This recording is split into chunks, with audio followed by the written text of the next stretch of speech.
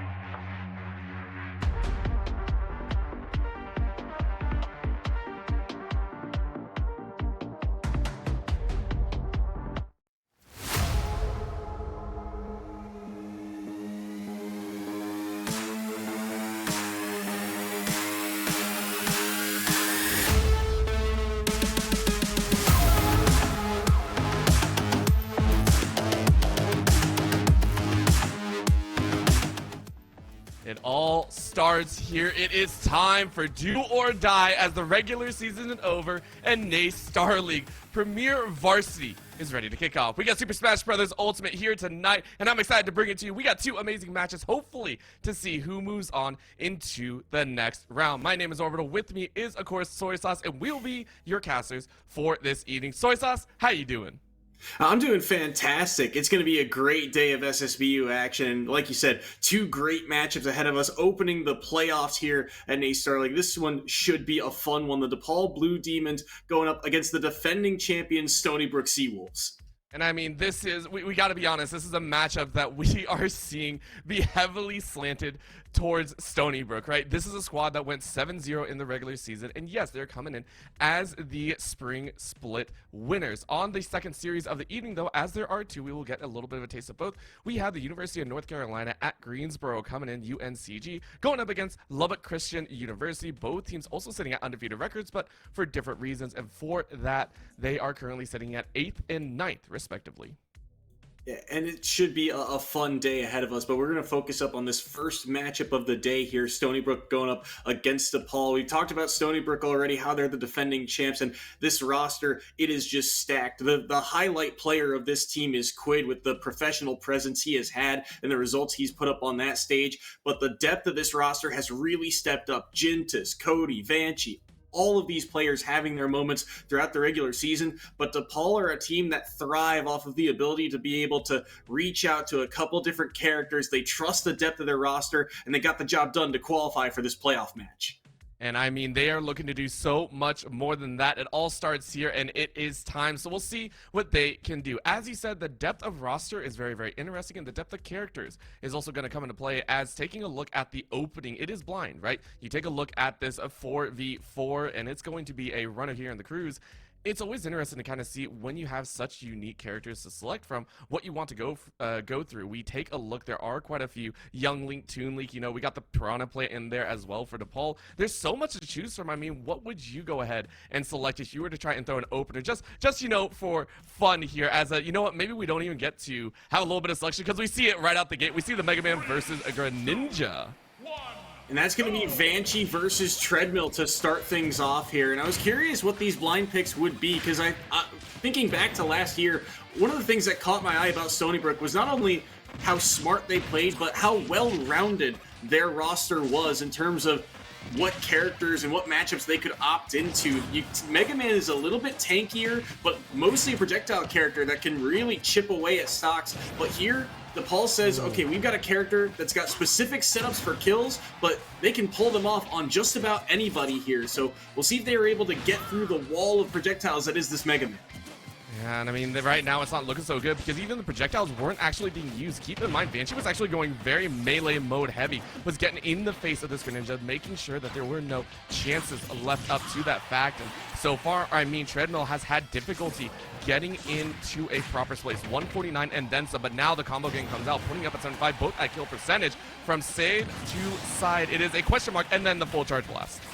Yeah, at full charge there. I think Treadmill tried to throw out just a quick option and stall a second longer, but didn't realize how quickly that projectile was going to reach him, so a bit of a misplay there off stage, gives the stock back, but still, it's one that Stony Brook will gladly take, as now decent lead built up, but look at the combo game! Oh, that was beautiful from Treadmill, using the multi-hits to get that back down, and then into the sweet spot of the up smash to tie up the stock count. I mean, that's so good, but then it is the finisher, and this is what Mega Man is good at, right? Vanchi, again, the savior for Stony Brook that carried them. By the way, one stock left in the spring finals. There's a reason that this player is currently coming out as that starter. Right now, Ikana is going to try their best to set themselves up for victory. Treadmill needs to get into a proper spot and really hone in on their melees, but for right now, it is the Mega Man supremacy getting in their face, getting to be a bully with a stock lead as well. Getting down aired as well. This is tough for Treadmill, just nowhere to really run to. They keep trying to jump in, and now they're getting called out for it. Another one just too late. The Nair of Mega Man intercepting it. Forward air to knock them back off stage here. Another low recovery. Should be able to get back. These low recoveries are just perfect for the side of Treadmill, but it only buys yourself so much space, and rinse repeat. Eventually, you think that they'll be able to catch on. Another throw off stage here, and again, there's just nowhere for this Greninja to go. The corner is just a trap. Not only that, the neutral feels like a trap at points, right? You're taking a look at that spacing. The Treadmill didn't feel confident to actually take to that ledge to try and force Mega Man off stage, and so far it's really been Banshee that's deciding these fractions again. Now swapping slots once again, trying to use that Buzzsaw to get into kill threat. 114 is more than enough, and now it is Treadmill looking for that chance. You have high percentage, good grab, good throw, keep them on the ledge. If this is a good one, it is not, though. Once again, a duel to the death, 110 versus 131. Who gets that all-empowering hit? Another throw, just trying to prep their status, but there it is, the roll prediction coming out as Banshee carries 2 into the next game. Big opening game there from Banshee. 2-stock lead now over to Paul as they get ready to send in their next player. Really well played by both players. You saw adaptations throughout the set, but the biggest thing was Banshee just keeping Treadmill to the corner for a substantial period of the game. Just rinse, repeat edge guards. And that's something that is not necessarily easy to do, but it's something you must master as a Mega Man player. Being able to recognize, hey, they're on the ledge. They've only got so many options, and then just kind of go down that checklist and make sure that you're covering 1 or 2 things. You even saw him try to call out a jump in a sequence before along the ledge, but every time that low recovery comes through, you've only got roll, neutral get up attack, and jump. Those are really your only options. Or if you want to jump away from ledge, you can, but that's even more dangerous against the Mega Man. So those options, being able to cover them was absolutely the game plan for Banshee there late, and Treadmill just kind of ran out of options there. Had already tried to jump, had already tried to neutral get up attack, wasn't in range, had to try something different, tried to roll back in, got caught for it. And I think that speaks to the experience, right? Banshee slowly getting in that space and calling that 25%, right? That's what you said. There are 4 different options, and you make a guess 1-4. Hey, great. Good job there.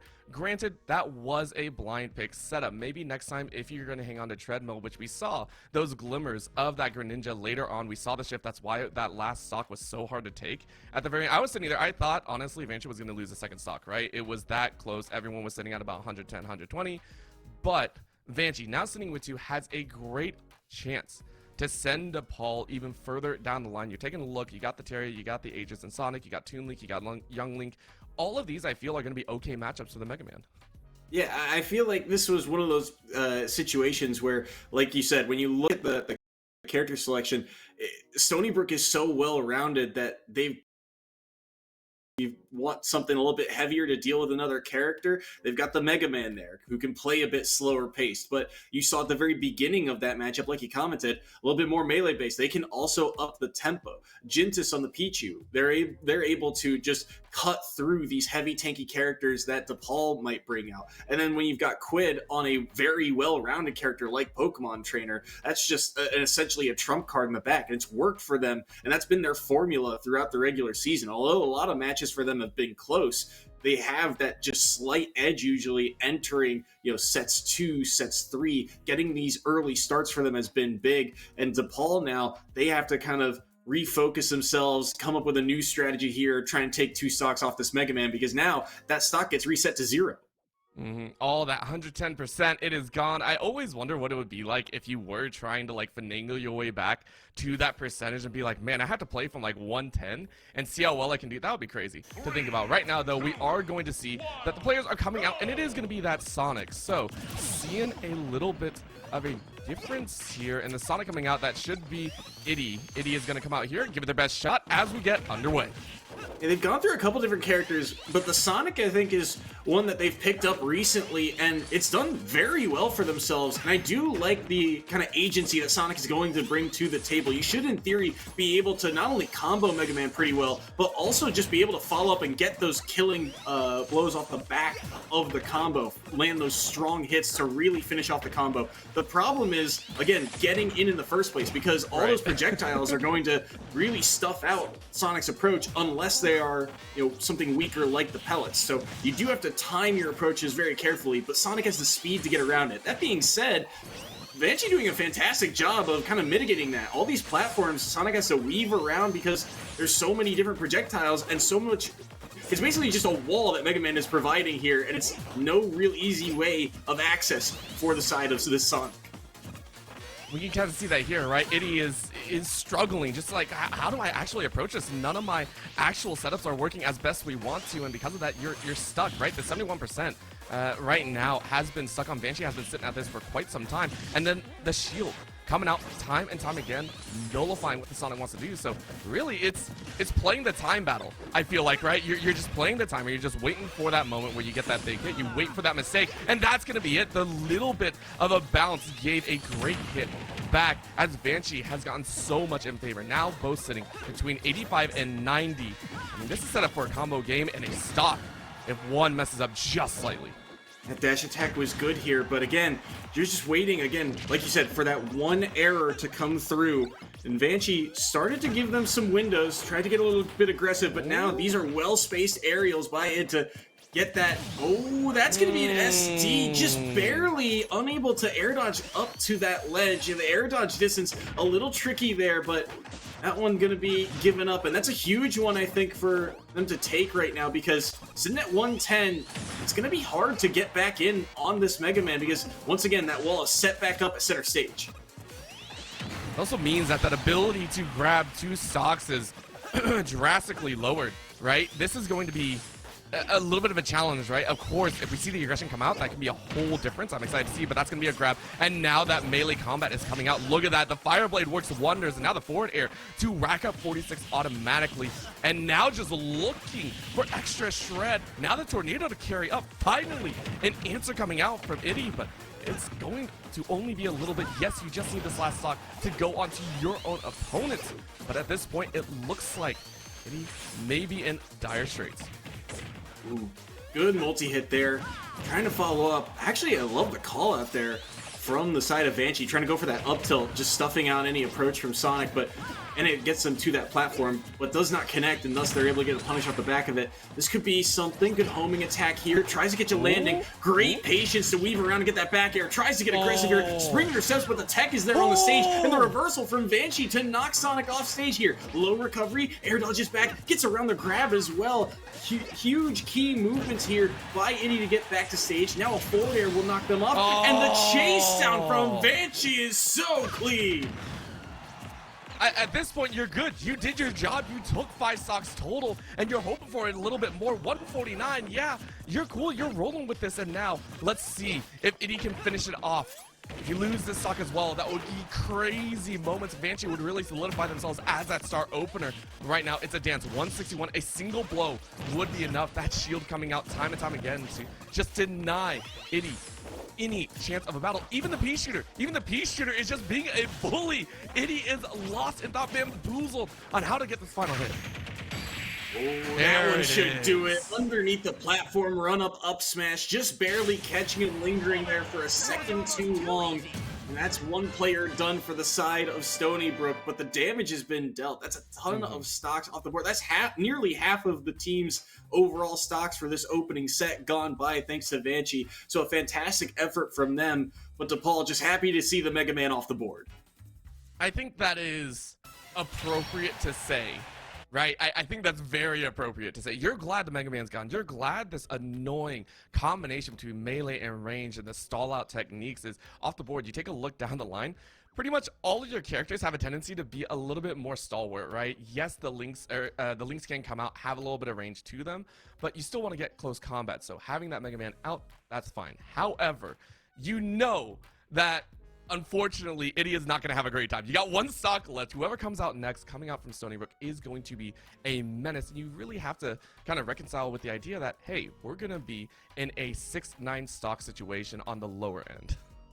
And it's going to be interesting to see who Stony Brook opts to send out here, because this is what we saw in those finals back in spring, was typically where they'd send in Quid, the Pokemon trainer, to try and just see how many can they get. Can they set up their teammates for success here? And, you know, normally they would be the anchor, but they tried to shift them up in the playoffs in the past. I'd also be interested to see if they send in Jintis here, the Pichu, because that's one of the few characters on their roster that could keep up with the speed of Sonic and that combo ability. It is a bit of a double-edged sword in terms of the amount of damage output and the lightweight characters. Sonic also on the lighter side of the cast, so potentially both characters could die at lower percentages, but it is an option to try and negate the agency that Itty will have in this opening matchup. Now, the question would actually come about then, at least for me, is do you actually want to sacrifice Jintis just for a single stock, right? Because then you fall back into that situation of 6-9. Well, the next 3 coming out of DePaul would actually be quite strong. As you said, Pichu is a double-edged sword, and against the likes that's coming out on the back end, I'm not sure if you want to risk it for one. Maybe if you risk it for, say, a little bit further down, if you knew at least, hey, it is going to be that young Link or Toon Link and you feel comfortable in that matchup. I just don't know if risking a full Pichu 3 would be optimal here, right? Yeah, no, it would. The character itself, like you said, is a double-edged sword. But Jintis has played it very, very well, and DePaul, on the other hand, I mean, they send in it who's locked in on the Sonic here for the remainder of the set, for the remainder of that last stock. So they're just going to be warming up, trying to get ready for whatever Stony Brook tries to send in. But I have to think back to DePaul. We talked about in the opening how they are a team that really trusts the depth of their roster. So I think they're just going to say, obviously on one stock, just see what you can get. Just see where we're at afterwards. See how much you can kind of earn back on Stony Brook here, and then we'll worry about the rest, because they do have a lot of trust, especially in the younger players of their roster. In seasons past, they were a team that relied on the veterans, the upperclassmen, the seniors to kind of lead the charge against some of these high-profile players of their opponent. But more recently, they've really relied on the youngsters, and the veterans have taken more of a coaching role. So maybe that kind of extra set of eyes will help them spot something here, as I believe that Peach tells me Cody is going to step into the ring for the side of the Seawolves. Yeah, that's going to be... So I agree with this, and as I said, this leans more to my factor of I don't like seeing that Pichu come out here. I like the Peach, right? Able to cover a lot, and yes, you don't actually have that speed, but the damage output that you can bring about, and a lot of the invulnerabilities, especially with that grab, it's so good. The throwables are so perfect in this scenario. It's another type of defensive option to negate the offense that DePaul is trying to bring to the table. Like you said, the damage output is just so clean, and they can get it off of seemingly nothing. One parry, and they're up to 6 off the back of it. So that's just the idea of how much damage this character can do. Now, the one thing that Stony Brook might struggle with here is actually securing the stock. But in theory here, right, you're just kind of waiting for the Sonic to make a mistake, to pick the wrong time to go in. So it's going to be on Itty to come up with something, and they are coming up with something right now. Quick 40 racked on, and stage control earned. I love the fact that was Treadmill straight up giving Cody a little bit of their own medicine, right? Grabbed the throwable out of the air and just said, hey, thank you very much.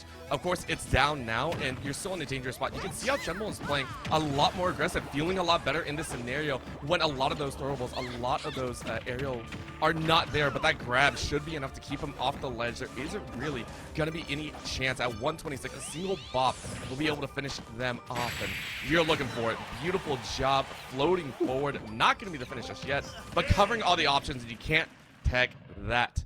That will go ahead and be Cody to finish these off, putting a nice seal onto DePaul's second.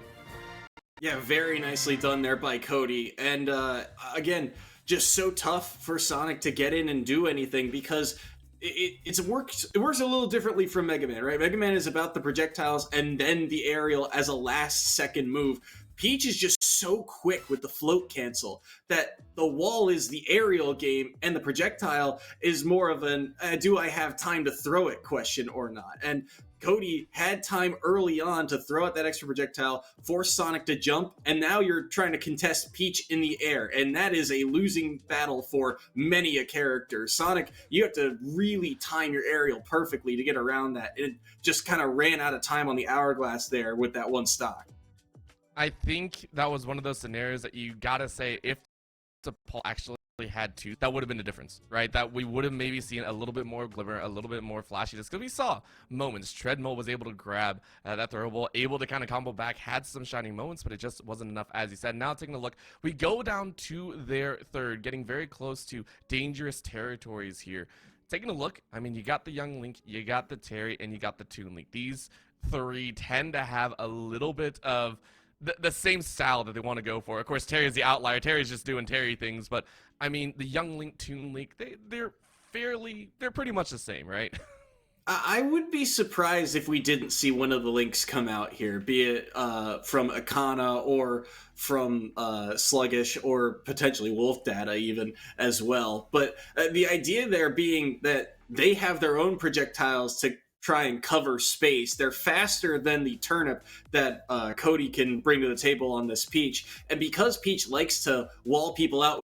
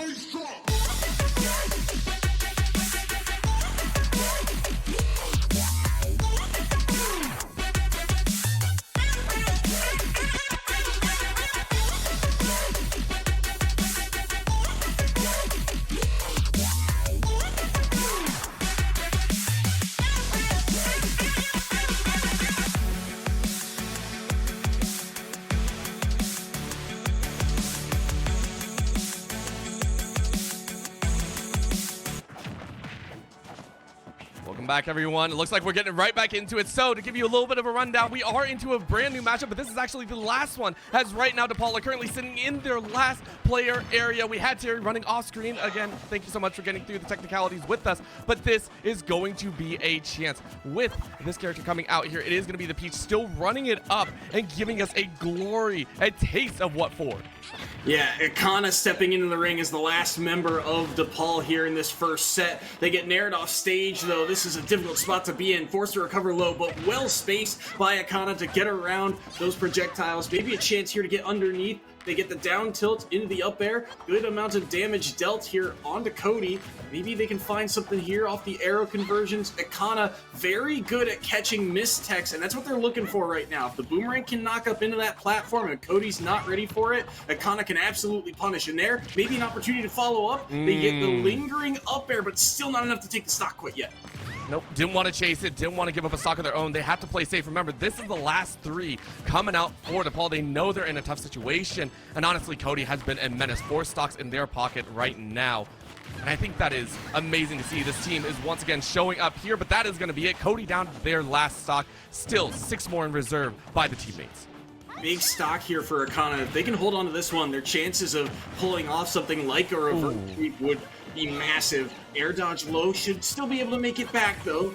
Good recovery once again from Ikana. Cody looking for any way to take this stock here. Just any little bit of extra credit helps for these last 2 players of Stony Brook. And they have a ton of pressure here in the corner. Good back airs, soft hitbox though. Nair, oh great throw there by Ikana to catch that turn and throw it back down as the Peach was approaching. These side Bs are so dangerous, but they're not quite connecting. And the Nair hitbox just barely clipping the outside will take that first stock off of Ikana.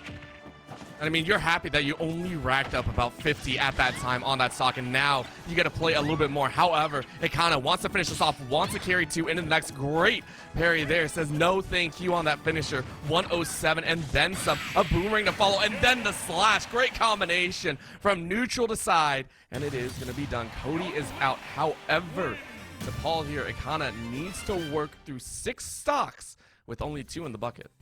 Yeah, they need to take 6 with 2 left. That is a tough task, especially against the #1 seed, so they know they're up against it. But Ikana looks good. I mean, you see the combos. That ending there was very clean. I said that they were very good at tech chases, and they were able to get a couple circumstances where they were able to force Cody into those tech situations. So putting them into that spot is a good sign. And Ikana on those drag down combos, so lethal. You get that first hit forward air falling down to the ground into down smash, which is not a move you see from Link very often. So clean, so well executed. So although they drop a stock, they look very good.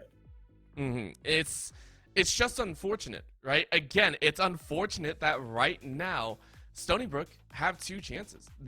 Technically they got 6 to take 2 stocks. They have so much in their back pocket, and they have the versatility, right? They still have that Pokemon trainer that we mentioned before riding there. And at this point, you could say, yeah, be the anchor at P3, right? Like, you are in P3, you can be the anchor, you can finish it off here, and we can move on to set 2. Now, would that be optimal, though? Do you actually want to play the Pokemon trainer, or do you want to actually save it all the way till P4? I think you could throw out the Pokemon trainer just to try and see what that matchup would be like, because one of the things when it comes to dealing with Stony Brook is, like we said, when it comes to that roster of where do you want to try and counterpick someone to, Young Link into Pokemon trainer is one where they both kind of just ignore each other's, downsides and just go head to head with it. But we do get to see Jintis step in on that Pichu, give them some time on screen, and this should be a fast-paced matchup, and I feel like a very volatile one at that. I feel like we started slow. Like, we don't have the 2.6 second 0 to 60s. We got the slow runner-ups, but as soon as we pass that 60 mile an hour, we are going all the way till the max end of the gauge. Keep it fast, keep it crazy, and have fun with it, right? Again, this Pichu is allowed so many breaths of opportunity because you have 3 stocks in the back, and at this point, you're playing with your life and then some. The gamble working out very well. 137 and still taking that stock like nobody's business. Now you lose that one. Faceplant your way to 2 stocks left. And Jintis is such an aggressive player too that you can kind of afford to perfectly slot him in here and see if he can get these last two stocks here against Akana. Akana now stuck on this platform, able to nair out there for a moment, but kept to the corner so well. Great patience here by Jintis, and they're gonna get the down air spike to finish off set one. First, it was the Mega Man spike, and then it's the Pichu spike. It feels so mean as well just to see the Pichu face right there. Like that feels disrespectful for some reason. However, it is SBU to go ahead and take set number 1 as we kind of predicted, but still glimmers, right? For DePaul, we saw some shining moments, and now they just have to string those shining moments together to make some Christmas lights, and hey, you got yourself a possible set in your own pocket. Yeah, I think the biggest thing for DePaul here, that it's really difficult, but I think they have to get off to a hot start here. See if they can find a way to guess what Stony Brook's going to do in that blind pick opener, because DePaul, the way that they've won, they are a momentum team. When they get off to a great start, they are really hard to make comebacks against. So if they can get off to a strong start here, that's one way, I think, one avenue for them to get back into this series. But Stony Brook, all of their players right now look like they are firing on all cylinders. Cody with the great, shutdown of Stigma in the middle. I mean, Jintis with the fantastic spike at the end, getting stocks so early, so aggressive. It just feels like Stony Brook came to play today. And I expect them to continue to do so. They are the first seed for a reason, and they will not have the upset marring their record. Please don't go anywhere. We'll be right back after this short break to see set number 2 and possibly the conclusion to the series. Don't go anywhere.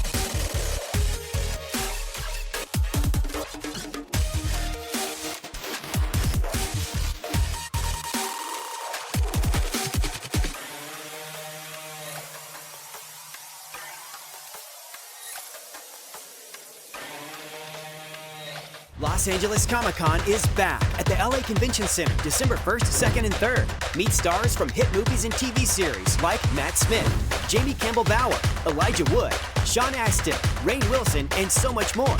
Shop over 800 exhibitors and artists. Experience the vibrant cosplay community and immerse yourself in the gaming and anime hall with tournaments for Mortal Kombat and Street Fighter all weekend long. Get your tickets for LA's favorite comic, gaming, anime, and pop culture convention at ComicConLA.com. With set 1 done, we are looking for a set number 2. We're looking at DePaul to possibly make a comeback run, and as you said, Soy, it can be done. We saw glimmers, we saw options, and if they're able to string it together, it can work. But I mean, Stony Brook are looking better and better by the moment. They were messing around a little bit at the beginning, and then the training wheels were off. So getting into the second set, my question to you, Soy, who do you want to see coming out first for the side of DePaul? I mean, what do you actually want to, who do you want to send out in the case that is Mega Man once again? I think you go back to one of the links here. I think Akana could be a great opener. The way that they were playing towards the end, they were playing hot. But the Sonic is also a solid pick here.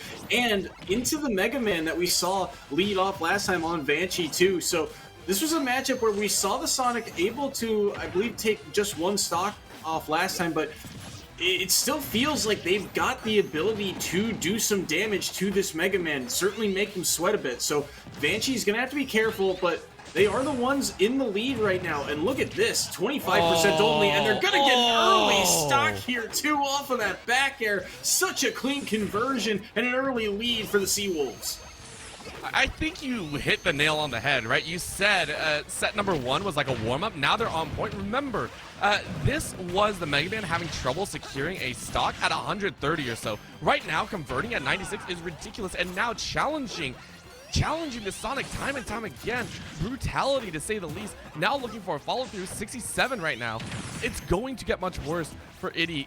It is not in a good spot right now. You can see some of the frustration coming out in the play. He with a good throw there. Maybe they can find something off of this ledge trap, but no. Forward smash whiffs, and they're able to fight their way back on the stage. Banshee now with stage control, able to weave around for a moment. Again, just slowly chipping away at this Sonic stock, and it doesn't take too much for them to be up at kill percentage. Forward smash, again, denying that entry. These landing aerials that were working for Itty in the past, not so much anymore. Back throw off stage, maybe they can find an opening. They get caught by the side B, holding shield to get through it, but they are now under pressure. Weaving around that platform to get a back air too was clean. Do they find another conversion here? They're stuffed out by the forward air yet again. What a showcase. Neutral ground is covered right now by Banshee. Banshee says not a moment to lose. As we go a little bit dark here, we'll get that changed. We'll turn the lights back on. Don't worry. I paid my bills. It is going to be 137 versus 128 on the second stock right now for id. And it is trying their best. Dodges out on that smash. Not going to work though. And now a wind up. And that will be Banshee running into it. Getting a little bit antsy in their own right. Neither wants to make a mistake. But that curl, that hit is constantly keeping them on edge, finding these gaps. 167. Here's the problem. In these scramble high damage situations, they start to favor the Mega Man at some point because you fall out of combo range. Even though the combo moves are hitting, that spin dash is connecting. It's not got any knockback to it. And so you have to hit the window here if you're Itty to try and get this combo going, to try and secure that stock. But now you're just kind of looking for stray hits, and that's not where Sonic thrives. They need to find a solid read, but they have to get in on the wall that is Mega Man. It's such a difficult position to be in, and I love the fact that you pointed it out because it's getting harder and harder, and you can actually see it. Right now, Banshee is taking advantage of that one. That's just going to be a simple setup of the neutral hits, and finally takes the stock, but already 51 right now, as that is the first stock for Banshee. I think Banshee's more than happy in this current state, right? Taking out such a fast character at the start would be an amazing start to this set. Looking for a punch down. Remember, the only other finisher was by that Pichu before. And I mean, Banshee's going to look for it. Knocking out of that windup. It is so brutal. 75 and counting. That's going to be a bunch to the ground. Set up onto that platform. Looking for another hit. Tornado to send him up a little bit higher. Thankfully, to the ledge goes id. Oh, Banshee's defense is just so good right now.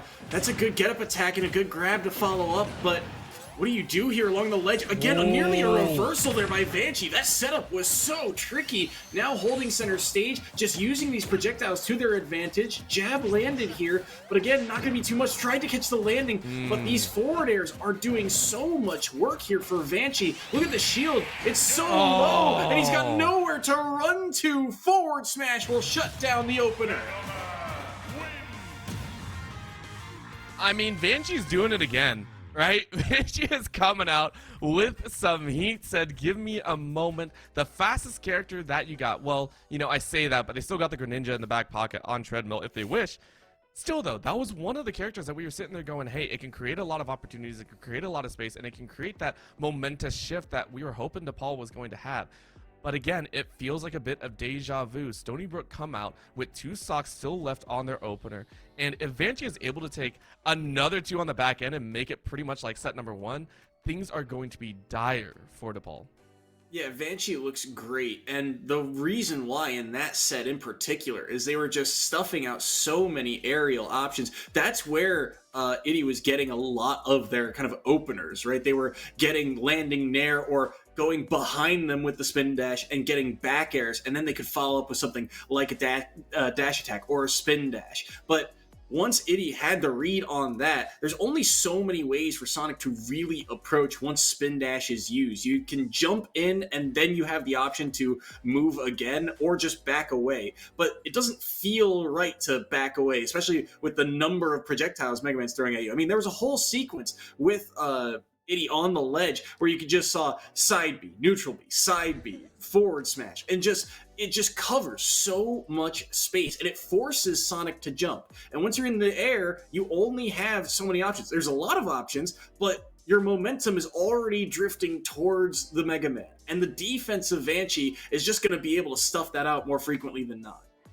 And the scary thing is, the Sonic was actually the answer to Vanchi in the first set. Keep that one in mind. Now it is DePaul to say, hey, how do we change this up? How are we going to fight this? In your opinion, what do we go for? Do you actually go back to that Greninja? Do you maybe try and take a chance there and just send those 2 basically back to back? Or do you look for that Terry, for that Young Link, for that Toon Link? Or maybe in Piranha Plant, do you bring that out?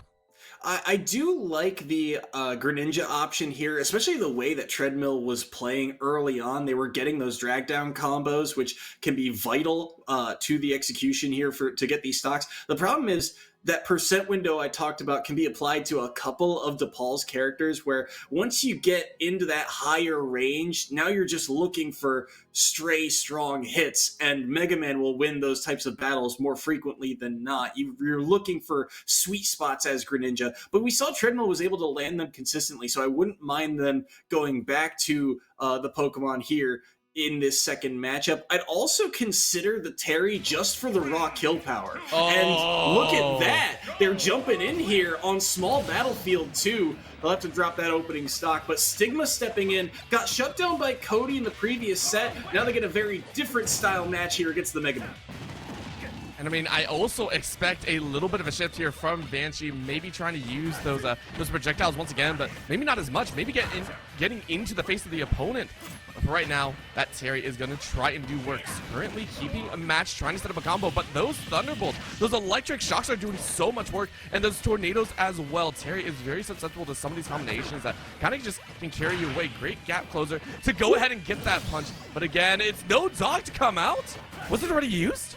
Yeah, it was. He caught the jump there on that down air. That was crazy good by the side of excuse me, I already forgot Stigma here on the Terry. But I love this pick here. The way that he is being so aggressive. And Terry, the game plan's really simple. Win neutral 2-3 times, and all of a sudden, your opponent, no matter who they are, is at kill percentage. And the more chip damage that Mega Man does to Terry, all of a sudden Go is online, and that's just more kill power for this character. Oh, no! Oh, the Go was too strong. The go was too strong. This is why you don't play Terry, everyone. Anyone out there that's a Terry main, this is why no one wants to play with you. No, I'm kidding. I play Little Mac. No one wants to play with me either. Taking a look, though, that was looking... It was looking like a little bit better run, right? The Terry was online. Stigma looked like to have a handle on that, so we'll have to wait and see. I'm not sure in this case what exactly happens. It may just be that they finish out the set, right? So, or finish out the game, and so we'll see what the results are here in just a bit.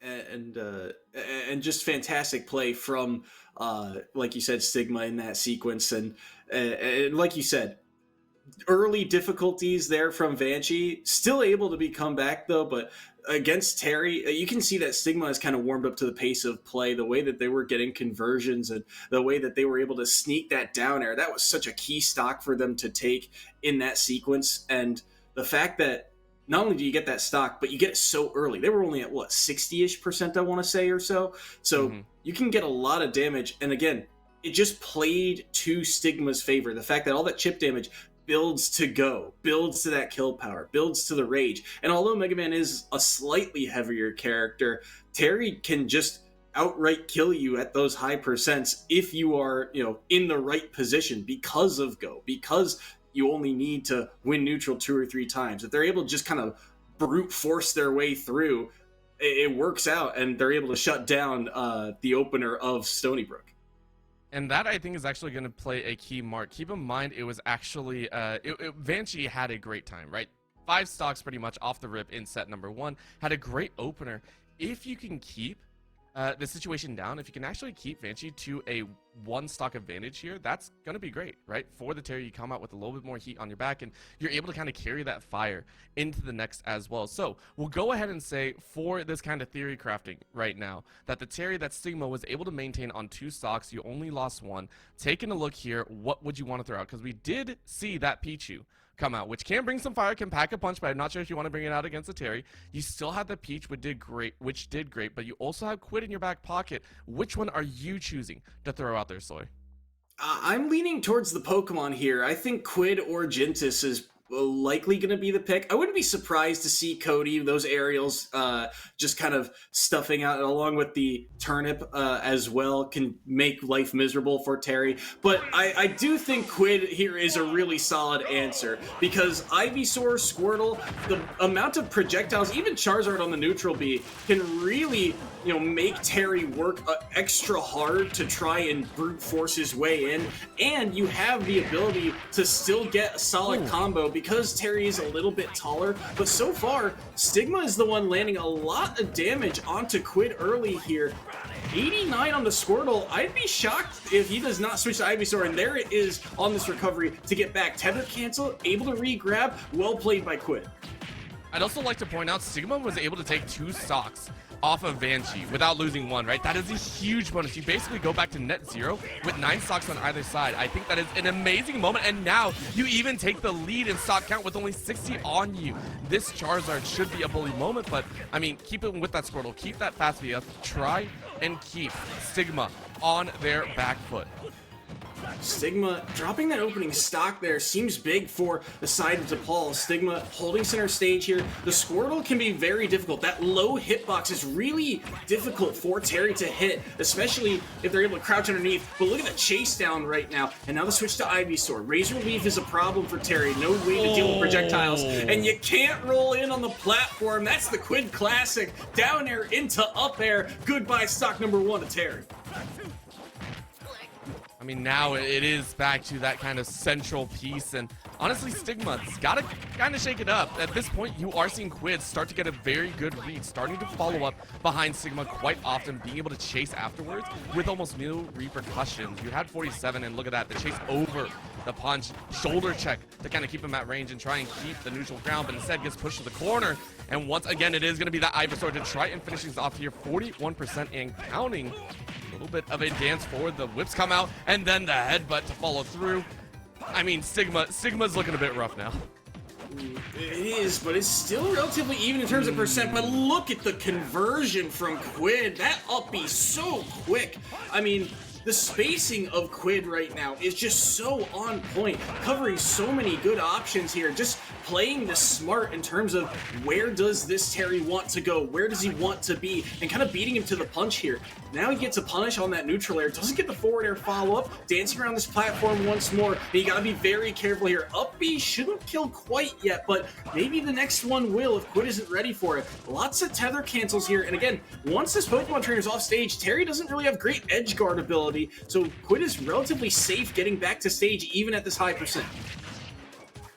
And they're using that to their advantage, still playing very aggressive, very forward, trying to use those whistles as much as possible, setting up on top of that platform. That is now the third time that they have denied a clean entry back onto the stage. Great shield to come out, though, as that is going to be Sigma with the go, ready to go. You might be able to clean up and get another stock, but you are still down on your own, 119 and then some. Brutal showing a great down air, finishes it off, and that is going to be Quid to maintain 2 and put DePaul onto their third. What a solid sequence. And you called it out that there was a kind of a rinse repeat segment there towards the end from Quid, just calling out all these high recoveries. And that very last stock is why. That down air is massive. It's the size of Alaska. It just hits so deep below the platform. And Terry, the way that up B works is that the toes are technically or the shoes are technically a hurt box there. They don't actually snap to the ledge first. You have to kind of get your waist to the ledge for it to really actually snap to the ledge. So it's just this active area that Ivysaur can absolutely exploit on the low recoveries, and that's exactly why you saw him recovering high so frequently, because he knows if he goes low, switch to Ivysaur, down air, and stock is gone. Goodbye. That's it. He has to recover high, and the one time he recovers low, Quid's ready for it. It's so good, and again, it fell into that pacing. So now taking a look, Stony Brook sitting at a very nice 8 stocks left. DePaul gotta have a fairly big question. The only outlier in terms of playstyle is going to be Treadmill, sitting with that Greninja and Piranha Plant. 2, I would say, very different characters to cover all the options. But I mean, Ikana and Sluggish, right? The other 2 listed on the roster are going to be ready to step up if they so wish. What are we going for, right? How are we actually going to deal with this? Because that Pokemon trainer is so versatile, so easily able to kind of work around whatever you throw at them. What are you going to do? What are you going to do if you're DePaul here?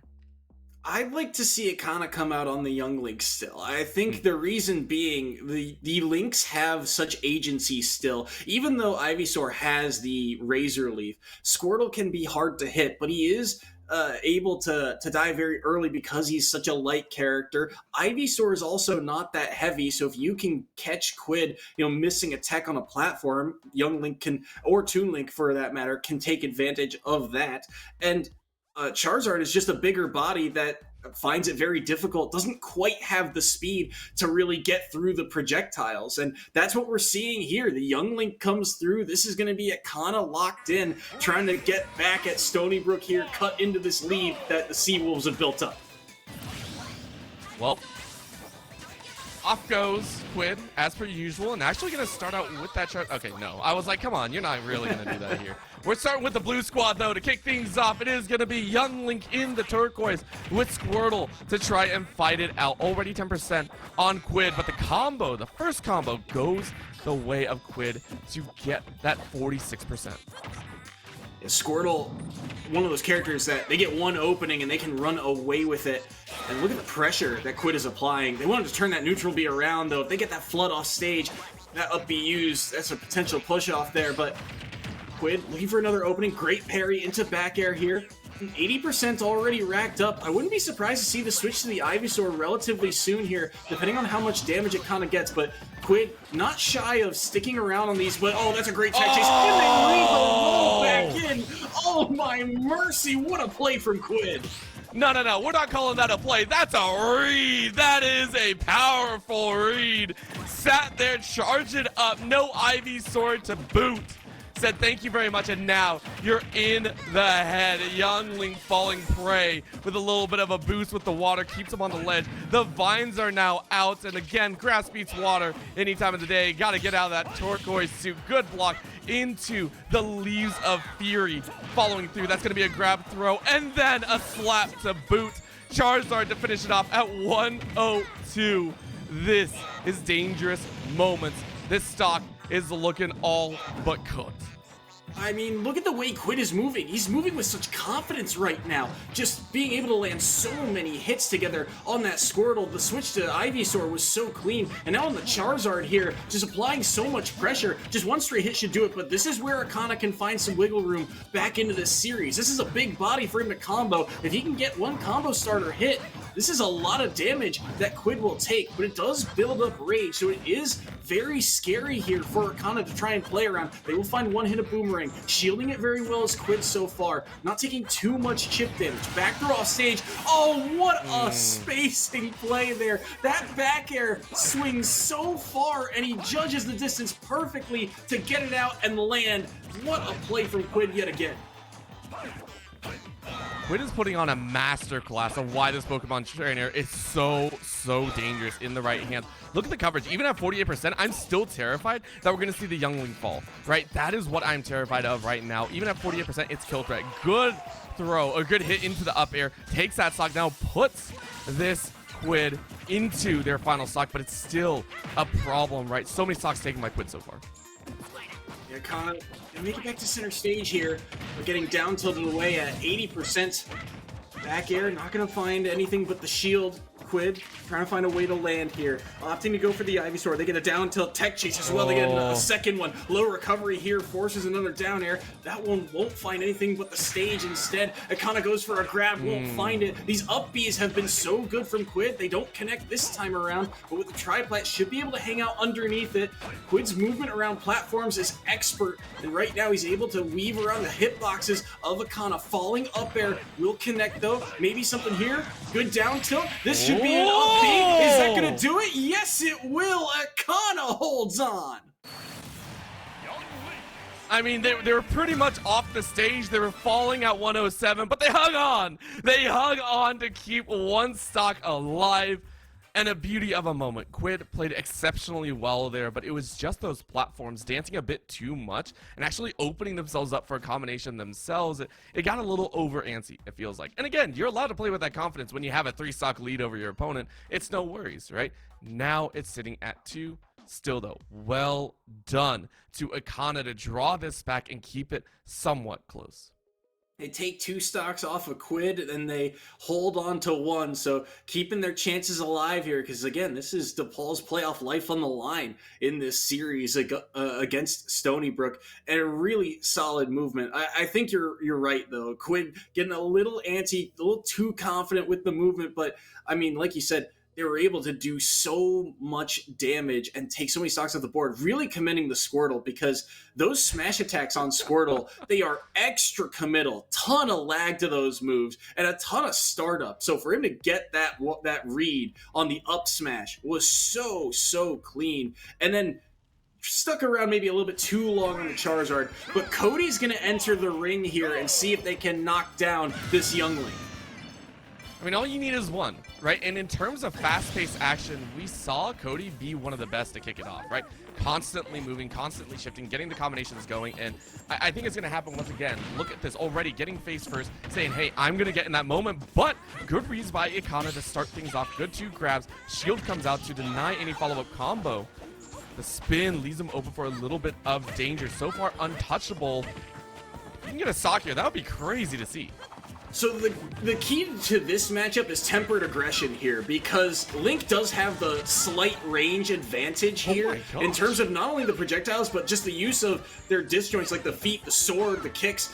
But once Cody gets in, it's easy combo food. So Cody has to be very careful about playing defense, getting around this wall, and trying to get in, because Akana, you can tell off the bat here, doing so much work. They find an opener potentially, but no, instead Akana is able to back away from it, planting the bomb, trying to cover some space here, holding center stage. Dash attack in should do some damage, but Cody's still with a large deficit to overcome here on this opening stock.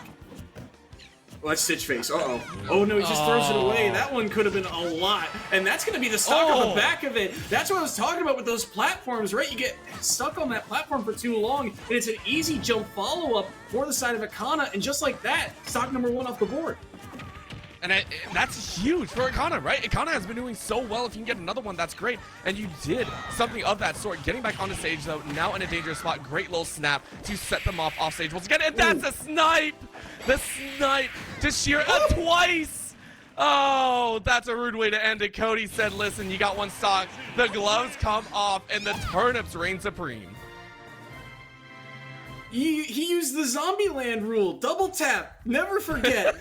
Just hit him both times. What a snipe from Cody to get that off the board. That was so clean. And that was off of one small overcommit, but so well recognized by Cody. Going for that up B by the ledge. You just felt, again, the antsiness, a little bit of panic of, Ikana's on last stock here. The percents are trending up. They're close to 90. They know they don't have much time left in that hourglass. They need to make a play to see if they can get some more stocks at the board to get, gain some ground back. They go for the up B. Cody plays patient, holds shield, and then the follow-up.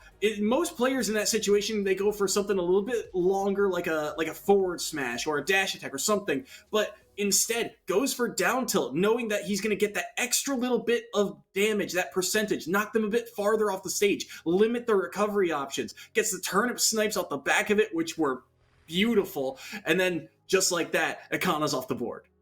So which was better? Okay, now I gotta ask you: was the Pichu, or not the Pichu, was the Squirtle read, the up smash read, better than the double snipe that came out here? Which one was better? And be honest. Ooh, that's tough. I love a good tech read by Quid there. Reading that roll in was so well done. But back-to-back snipes is really hard to vote against. So I don't know. I like the tech read just slightly more because you can kind of read a fade or read a recovery with turnips. But this is going to be a little bit different as we get to see the Piranha Plant this time around.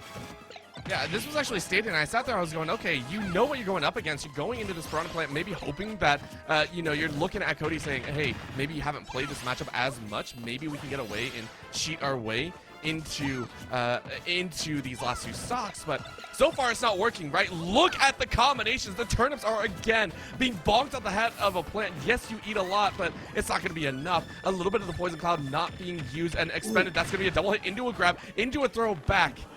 As the Piranha Plant is stuck on the ledge. That was so much damage. He got dot eyes on the turnip. That does 25 per hit. So he went from about 70 to 120 just like that. And that's one stock off the board here. And I think the other reason we're seeing Piranha Plant too is Greninja could really struggle in this matchup, especially the way that Treadmill likes to play in terms of the narrowing in. But oh, wow, what a down air. They catch the jump from ledge. And that's Cody all of a sudden down to their last stock. And Piranha Plant can quickly rack up some damage here, especially with those specials. You see the Poison Cloud sitting, lingering on Piranha Plant. If that lands, that's a ton of shield pressure too. So Cody's got to be very careful here on this last stop. When you want to grab one more, you want to make this Piranha Plant hurt. You want you want this situation to be the best. What's gonna happen? Okay, not that crazy. I was having fun with that one. That one's, I just enjoy seeing the turnips come out no matter what. Look at here though, it's gonna be 79 to 63. A little bit of a grab, another throw down, getting that percent set up, and a good not roll to stand back up. This is gonna be Treadmill to try and give themselves a better opportunity, but getting grabbed, getting red all over the place, and being forced to the ledge, it is a problem. Good recovery there by Treadmill, just barely getting over to the stage and riding that wall up to the ledge, gets them around that turnip throw that Cody threw out. If that connects, that's likely to stock off the back of it because Cody's been so clean at following up off the back of it. But that one, the Patui, will clean things up, catches the lackadaisical recovery, and just like that, Stony Brook down to their last member. And not bad shape. Remember, we were looking at, I think, a 3 stock to about 6 in our previous set. We were looking at a much larger disparity. We got 1. We have 1 stock difference between these two, and as we said, DePaul made some amazing shifts. Yes, it wasn't maybe exactly what we were expecting. The first game really didn't fill me with a lot of confidence, but after that, they've done so well. They fought so hard time and time again, and they surprised us. And honestly, Stony Brook should be, kind of hunching forward in their chair, right? Getting into the gamer position, saying, okay, we need to take this seriously, because honestly, against the 16th seed, yes, they're 4-2, but you still don't want to lose to a 16th seed. I mean, it'd be a massive victory if they can pull this off, because the only team to be able to take a set off of Stony Brook this season has been Fisher, and Fisher still lost that series. Stony Brook is undefeated entering the playoffs here for a reason. So if DePaul can keep it this close, I mean, it's a sign of how close this league really is, that the 16 was just 1 or 2 stocks away from being able to knock off number 1, which it goes to show, again, how close everyone is. I do think, though, that this matchup could be very tough, because Jintis is probably stepping into the ring here on the Pichu, and while that Pichu feels like they could run away with this game, we've talked about it, it's a double-edged sword, but with the speed, the agency, and the hitboxes that Pichu can throw out, Piranha Plant doesn't have the ability to match that speed. They don't have the ability to as easily rack up damage on smaller characters, and their disadvantage when they're off stage, it should be easy spikes in theory for Jintis. So you're going to have to be very careful here if you're Treadmill with these 2 stocks, but again, that double-edged sword factor, you find 1 or 2 good hits, Pichu's a kill percentage, they rack up damage on themselves on a lot of those combos. You're looking for those 1 or 2 windows to get back into this game, and just like that, we could have a Series 3. I love the fact that we keep going back to that factor of, listen, Pichu's so good, has so many good combinations, can do so well in just the right, but listen, you're gonna hurt yourself every single time. So as much as we say this, you got to take it with a grain of salt, because we saw Jintis last time. Jintis didn't care. Jintis went ham. Jintis popped off. And as these anchors set down and hope to drag their team to victory, we will see what happens. If the Pichu wins, if Jintis takes the victory, it will be Stony Brook to take this series 2-0. Gotta be very careful here. Low recovery. Downer connects, but should still be able to make it back. Able to drift back over to it. That was a dangerous spot for Treadmill, potentially an early stock gone. Jintis is looking for a lot of these neutral Bs and then tech chases. They're looking to try and get those knockdowns, because if they do, they can get so much damage and so much mileage off the back of it. You're just looking to catch any overextension here if you're Treadmill. Look for Jintis to get greedy, hold shield a second longer maybe, and try and find those smash attacks out of it. But right now, that speed coming into play, they're connecting on a lot of these neutral Bs in. Too many options to cover right now, and they're eating a lot of percent because of it. Back air will knock them off stage once more. Air dodges back, caught yet again, forced to recover low, and they're just barely able to snap the ledge, but back air covers the roll in, and that's stock number 2 gone of Treadmill. And taking a look, this is going to be a problem. Treadmill is able to equalize. Well done there to keep percent low. 7%, you can work with that. 2-1 in the stock score. Stony Brook sitting with 2 up. And the early combination will come out, but the rebuttal, the revenge, the factor, the down is going to keep this Treadmill stuck in plain sight of Pichu. Jintis looking for that finisher. Just has to stay away from the Poison Cloud as well as that spike ball to come out. A good plant pot to the face, though, keeps him at bay. Gotta be careful here, though. 53%. One good smash attack, even from Piranha Plant, around here could be close. You get to that side of the stage. Good forward air as well. Rapid jab only finds a shield, though. Back throw. Off stage once more. Will be able to grab the ledge. So good movement here by Treadmill. They go for down throw. Tries to get some damage on the board here. That's a good another catch here. Back throw off stage once more. Up throw is a kill option relatively soon here for Piranha Plant, but that's going to be a back throw now from Jintis. Now holding center stage. Situation reverse. Covering so many options, but Treadmill plays patient, makes it back to stage for only a moment. They get onto that platform, so they get their jump back. They're able to snap to the ledge. Oh, the snap is not going to be that great. Again, the chase of the Thunderbolts. We saw the signs before. The finisher, it will be to Jintis going off the ledge, saying thank you very much. It will be Stony Brook with their final member to take the series. What a solid performance from the Seawolves. I mean, DePaul gave them a run for their money late. They played so careful, but the execution by Stony Brook, every time that DePaul thought they had a window back into the game, it was quickly negated, quickly shut down, and the ability to convert on a couple early stocks too, just threatening those lackadaisical recoveries. You try and just simply jump back in or air dodge in at 90-ish%, and Stony Brook were ready for it. They were ready for every option DePaul threw at them. Because of that, they take this series 2-0. It was so good, and nothing less than what we'd expect from this squad, and it was well done. But DePaul should not be sad at all. They played a wonderful set against the first seed, and hopefully they can come back in spring. But of course, that's it for this series. We have another one coming up, but before we do, we got to talk about something very fun coming up at the beginning of December. For those of you that have been around the Star League area, you know what we're talking about. LA Comic-Con will be coming up December 1st through the 3rd, and in there, they'll be producing an expansive and exciting gaming, esports, and anime experience at the West Hall of the Los Angeles Convention Center. If you go ahead and get your pass, that gets you access to the gaming stage, tournament, stream studio with your favorite streamers, free play zone, as well as some of the hottest PC and console games out there, and a mix with over 10 indie games with devs on site to talk about them. If you are interested, go ahead and click on the panel below and use promo code LEVELUP for $5 off your gaming pass. Remember, that is level up for $5 off your gaming pass.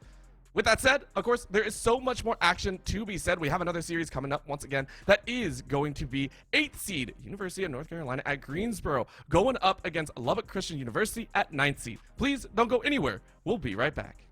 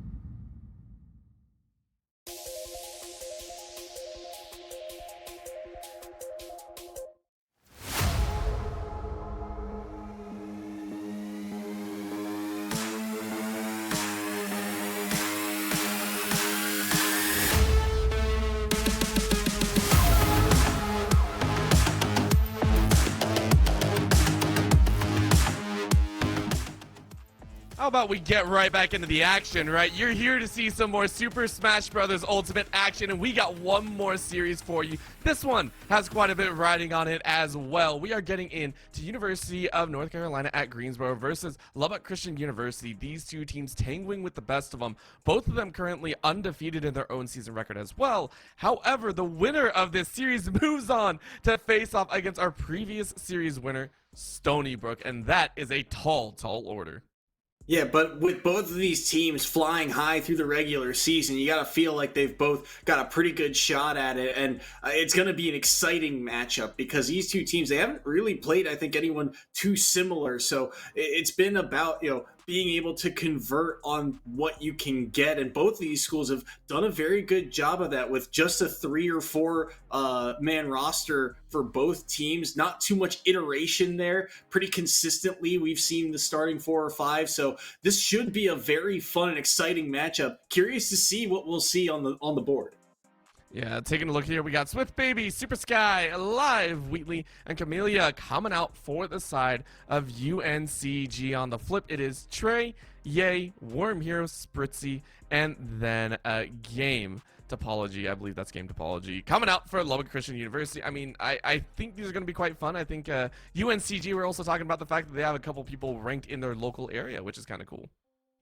Yeah, and going to those locals gives you an extra boost of experience because the exposure to just a different format and a lot of different characters. So that experience should, in theory, translate here to this matchup as well. And when you look at these two lineups, right, the character selection is interesting. It's a lot of characters that they don't have as many traditional high tiers. It's a lot of those characters that are still kind of waiting to have their big bracket moments in the kind of majors at the professional level, but they've got those 1 or 2 pocket picks that are still very highly regarded.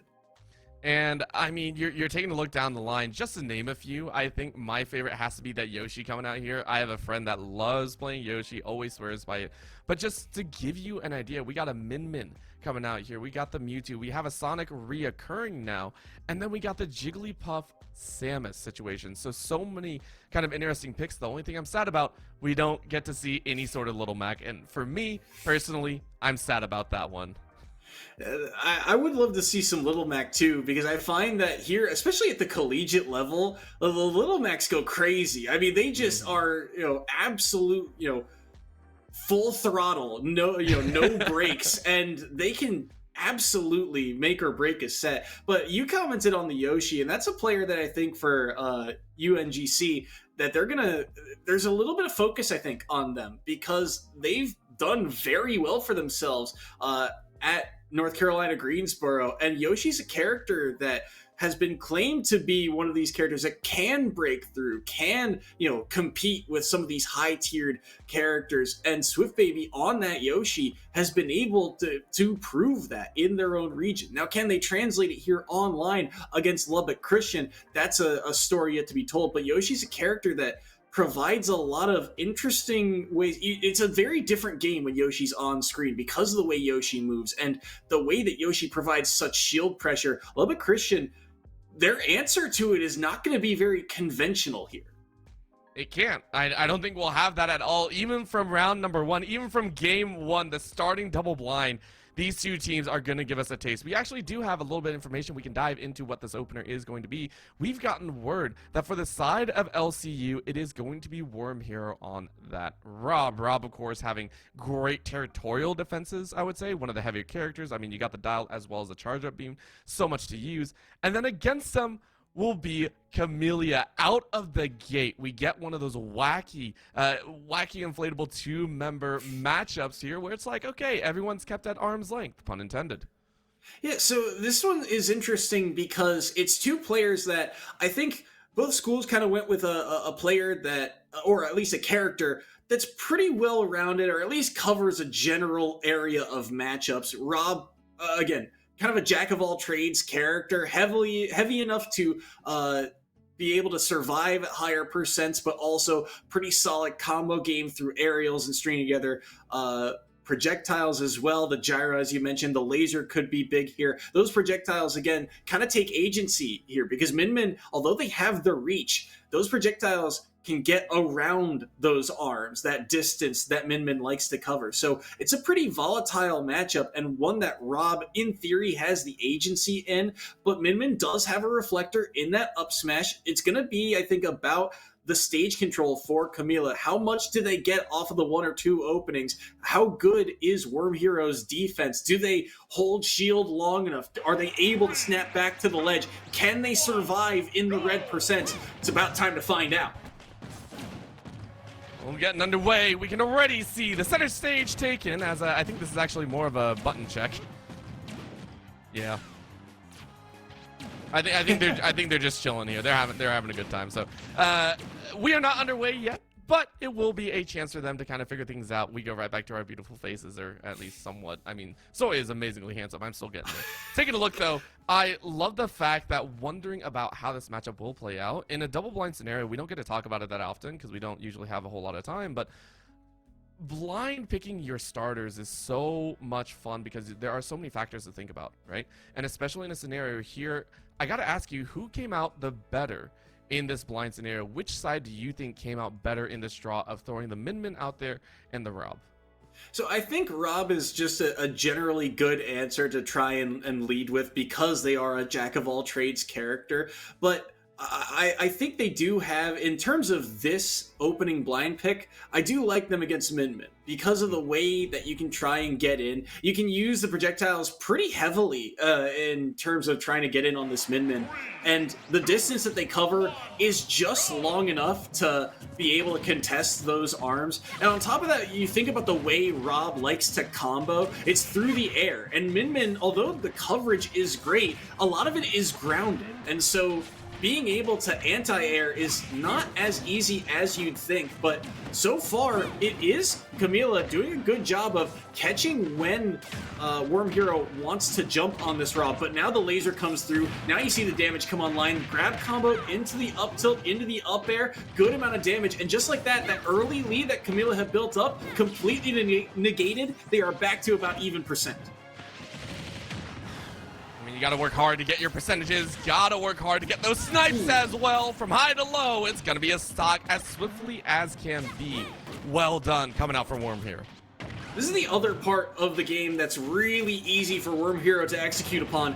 It's a tether recovery for the side of Min Min, which means that things like the gyro, any of those projectiles, and the massive aerial hitboxes that Rob brings to the table can just overwhelm Min Min's defense. And there's not a lot of quick options in Min Min's kit to get out of those defensive scrambles too, and that is where Worm Hero thrives, as they take that second stock so quickly. And now, look at the damage they're already racking up here. Good aerial, they've got them on the platform. That was a massive opening for Camila to get out of. They can't really contest this gyro, and they'll be able to grab it and use it in their own way, but still, you're looking for that strong hit here at 136, but this Rob is elusive right now. I mean, okay, I was about to say I feel like there was a chance if it were 130, 140, maybe you get a chance to come back into this, but 150 is enough to finally kill. As you said though, 2 stocks taken off very, very quickly. Still leaves Worm Hero in a great scenario, and now you get to be a lot more aggressive. You get to be in the face. However, that's now reaching into a dangerous spot. They are keeping their distance. Swift Baby saying, hey, I'm good. I will fight you till death's door, racking up that 88%. Now the laser coming back, denying that glory, putting both on 91, 115 and counting. And the arms are doing so much work here. Worm Hero needs to get in front. Good little tag, trying to go for the up air. Not going to have it. Instead, can launch themselves. This is a big stock here for Camila. If they can close this one out and at least gets things back down to even in terms of that stock count. High recovery here. Well-timed air dodge. Laser air dodged around as well. Oh, they went for up B, and the punish comes through. The back air connects, and it's Lubbock taking the early lead. It was hairy. Let's be honest. It was quite hairy at the very end there. We were wondering if Swift Baby or Camellia was able to grab it, and it just wasn't going to happen at the very tail end. Great option reads and really good option control, right? You can see Worm Hero saying, okay, you're not going to get this one. You're not going to get that one. We cover the ground. I already covered the top air with the major laser, and I knew where you're going to fall. Well read, well played. And now we get to take a look at UNCG and say, what do you want to pull out next? Yeah, I mean, well done by Camila to try and bring that one back in close, but unfortunately unable to get that last stock. Just getting a little bit too greedy with it. Once you're back to stage, that up B, I think he used it in the air. I think he wanted to use it on the ground. Just use the button a little bit too quickly there, because there's no reason to use aerial up B, especially in that situation with Rob starting to go back towards the ground. So I think he was just trying to play more evasive and use that button a little bit too early. And we've seen antsiness take some precedent in some of these matchups, these first round jitters in terms of playoffs. Although they've, they're tried and true practice through the regular season, this is the pressure. This is the pressure cooker. This is the spotlight on these teams. And I think it's getting to a couple of players. But again, this is these two schools' opening playoff rounds. So understandable. And we'll get to see if that continues to be a case here for UNCG. It's also a little bit of that weight, right? Neither team has dropped a series yet, and that should put a little bit more behind them. They know that the team that they're going up against is strong. And when you know you're playing up against a strong opponent, it does get in your mind. It rattles around. We even saw it with Stony Brook, I think. A little bit of the slow start to begin with. So we have to wait and see who actually overcomes that. We have gotten word that it is Swift Baby, who I thought was originally there, but the account, have fun with that one. Swift Baby is coming in here on that Yoshi to try and take the last two stocks. So this one's pretty even on paper, I feel like, but Swift Baby is going to try and prove otherwise here, because the defense that Worm Hero brings to the table kind of gets mitigated by all the multi-hits that Yoshi brings. On top of that, they've got double jump armor, so things like the laser and gyro are less effective. This is a very good, I think, counter pick here from the side of UNCG, but it's about as Swift Baby can get those early combos on lock, because while you can muscle your way through, it is about securing those stocks in the end. And against Rob, it's easier said than done with the kind of movement Yoshi brings to the table. Everything sounds good on paper, right? Everything sounds good on paper. It's the execution that you have to get through right now. It is Worm here to kind of give it away. Great egg to grab an extra 15%. And just like that, it is actually Swift Baby that's in a dangerous spot instead. The retribution, the revenge factor has been turned on. Great little headbutt to follow through and force this Rob on the edge. A little bit of a boost with the fire, keeps some arms reach. And then the dial, the spindle is doing work here, keeping everyone on a nice edge. 120 on either end, one strong hit from either of these players will send that stock off the edge. If it's Worm Hero, that is huge here. And instead, it's a tail whip. Well done by Swift Baby. That was such a huge down smash there from Swift Baby, because you saw the up smash come out. That was Worm Hero looking for a way to take a stock, and he will take one here thanks to that up smash. It's got a little bit of a scoop hitbox to it, so the fact that he was able to kind of low profile around it was massive for Swift Baby to take that stock off the board. Look at the damage here, stringing together uppers as well, fighting through that egg. If that egg connects, that was a dangerous opportunity that Swift Baby could have capitalized upon. Down air, missed tech, but they go off stage, which means that Swift Baby doesn't get the punish they're looking for. We're continuing to rack up damage. There's the use of that down B to fight through. They're all the way up to 140 on their last stock. Down B goes through the platform as well. Look at the chase down. It is relentless from the dinosaur. This dinosaur ain't going extinct. They'll send you to extinction. This time around, the OG beats out the robots. I mean, my gosh. We watched the last 30 seconds of that was quite literally Swift Baby running the show. And that is something that we do need to note, I think, because when you get in the head of the opponent, it spells doom. Anyone that's played Smash, anyone that's played any really competitive FGC game knows the feeling of when the opponent's in your head, it feels helpless. You feel unable to do a single dang thing. You saw Worm Hero try their best, running to the air, trying to get to the side, trying to spot dodge, everything of the sort. Wasn't getting it. Quite literally, Yoshi was tied to their back. So huge props to Swift Baby for finishing that last stock strong. It is only a one stock difference now between these two teams. Yeah, and it's a whole nother thing too in Smash, because once you get hit, your only form of defense in that instant is to hold a direction. That's your only influence in the game in that moment, is to just say, all right, am I holding in or out here with this hit? And the ability to follow up off the back of that was really well executed upon by Swift Baby. I mean, not only does Yoshi just string together aerials so well, but the fact that he was reading just the simple fall back down towards the stage. He was reading the DIs away, the ability to air dodge back in. He was right there to answer it. That level of like helplessness, it's just a whole nother factor, it feels like. But Swift Baby did drop a stock in that sequence, so they have to SD here. We go to Kalos for the first time tonight, a stage you don't frequently see. But we get to see the Samus here from Ye as they entered for the first time this evening. And the Samus brings about another factor all on its own. It has very slow, but very strong hits. I mean, in my opinion, not a lot of string chases, you know, not a lot of combo hits, but enough damage. And it looks like Swift Baby is trying to take advantage of that, trying to find those lulls in the attack, get those combinations. You can see it there. Quick taps with the neutral just to get extra percentages. And all of a sudden, already 70 locked up on this first stock for the Samus. Yeah, you're absolutely right. The combo string for Samus isn't all that massive. It's usually, like you said, kind of 2 or 3 hits being strung together, but those hits are damaging as, oh my goodness, he makes it back from that? Hello? What is that distance? The spike trades and Yoshi still gets to survive. Swift Baby with a massive opener there, and just like that, the stock count is evened back up. I mean, also keep in mind that Swift Baby had to get through another opponent. If you're able to win here and you give and you take actually 4 stocks, that would be crazy. Or would it be 5? I think it's actually 5, right? If you're able to beat out this Samus, if you're able to beat out Ye, that's what you're hunting for. That's gonna be a good grab though to slow down this momentum chase. And at this point, it's been identified. Hey, wait for the mistake.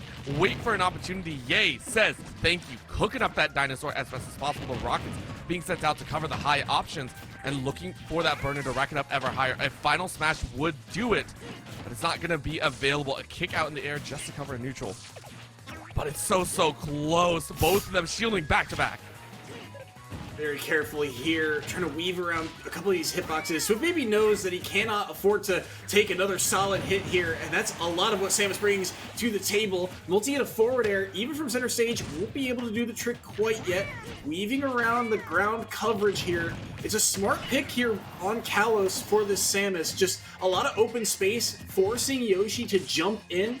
The problem is Samus doesn't have the best of anti-airs, but this should be the stock off the grab, up throw, off the top. They go. Down goes stock number 2. Can Swift Baby answer back here? They're looking for any kind of opening to get a little bit more damage on. Samus is on the heavier side of the cast here, so you're gonna need another maybe combo string of another maybe 30-ish% to really get this into straight hit kill percentage. But look at this. In all that time, it's 84% racked onto this dinosaur. It's not just 84. I would like to say uninterrupted 84, and that's what we were wondering about. Great forward air to be able to create that space, and thankfully Swift Baby was able to take it. Now you even up to 1-1, and this is a great scenario. But that was a great stream coming out. Ye's trying to finish this one off, trying to make sure that they don't get put into dangerous territory for their team. And keep in mind, both squads are undefeated, right? We keep saying that over and over again. These teams are no one to be snuffed at. So if we see a reversal here, that would be Swift Baby on point, keeping the ledge controlled, trying to get that shield a little bit further down. And the fadeaway to dunk sets it up to our 105. The Samus is in such bad territory. A great little combo off that bomb. But back to center, and that's going to be up. And I mean, you set yourself up for that hit. Swift Baby makes good work of that opportunity. What a sequence by Swift Baby to bring this one back, and now taking a full 5 stocks off of Lubbock Christian here. But I think one of the big things, you commented on that bomb combo, I think that actually saved Swift Baby. The bomb does not have knockback. And the fact that he got hit into it by a back air means that all that knockback gets slowed down. And so he was able to recover to stage faster and get back on. I don't think the back air was close to killing, but still, in a sequence like that where Samus likes to buy time, set up those projectiles, get the missiles out there, the bombs out there, and especially since Charge Shot is such a trump card for Samus in their kit of just this massive projectile that can kill and cover the entirety of the floor. the fact that they didn't have time to get to those options meant that Swift Baby could continue to throw out their quick options, the forward tilts, the down tilts, and then they're catching that punish with that forward smash to close out the game. Almost gifted a stock back, but I mean, just well done by Swift Baby to make the most of their opportunity, recognizing that, hey, I can get this forward smash off just in time. It's a fast smash attack. It's not like one of those heavy sword wielders where it takes a minute for them to wind up. It is a quick move, and they're able to get it done. And taking a look here, as we get into this next matchup, it is going to be LCU sending out Spritzy. Hoping to get some fun here on the back end. It is UNCG to keep with Swift Baby, who has so far done a momentous job of getting their team back into a stock lead. Now following through, if you get one more, that's even better. But look at the chase with the feet. This one playing a little bit more high to low instead. Good shield to block the bomb, and it's going to be the other side of it, right? Now you got to deal with even more interesting projectiles. This poor Yoshi going through trials and tribulations. I do think it's interesting the way that Swift Baby is kind of approaching. They're not only approaching with aerials, but the aerial choice. They're going mostly with down air. And it's interesting because while that's a move that's mostly meant for damage and shield pressure, they're using it in a way that's sort of trying to occupy space. They're trying to catch the aerials, but that one, yeah, a little bit greedy there. I think Swift Baby thought they had one more jump or thought they could have upbeat earlier, but just didn't pull the trigger on it, and they drifted too low, and just like that, we're back to a tied game. It feels so bad that that's how the stock went out, considering how hard Swift Baby fought to bring it back to net zero. But it is net zero, right? We're sitting at, I believe, 6-6 in 6-6 in terms of stock. So I mean, it's gonna get interesting from here on out. Remember, these two squads have been battling neck and neck. We didn't get to see too much of that link, and so I'm sitting here going, I'm curious, right? You have the Sonic and you have the Mewtwo. Both of these are still, of course, interesting options in the uniqueness factor. So you are the man with the brain and everything. Which one are you going to think to send out here for UNCG? Which one would you prefer to send out?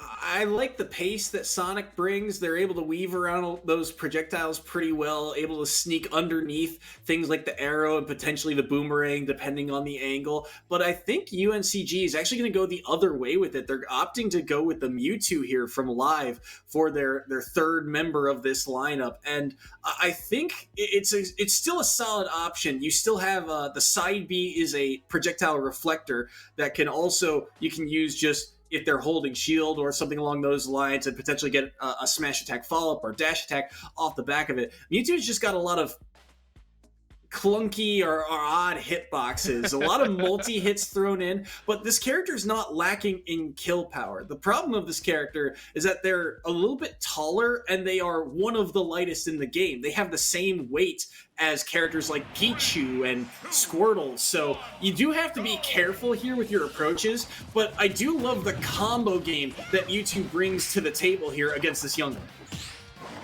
Well, you know, as much as we wish to see the combo game, it's got to kick off, right? And if we're looking at Spritzy, who, again, we said did not really have an opportunity to shine in that last stock for obvious reasons, you're hoping to make a statement here. You're hoping to make a great statement, and that is going to be the punch. Again, using that hook shot just to create a little bit more space, dropping low to try and bait in a little bit more.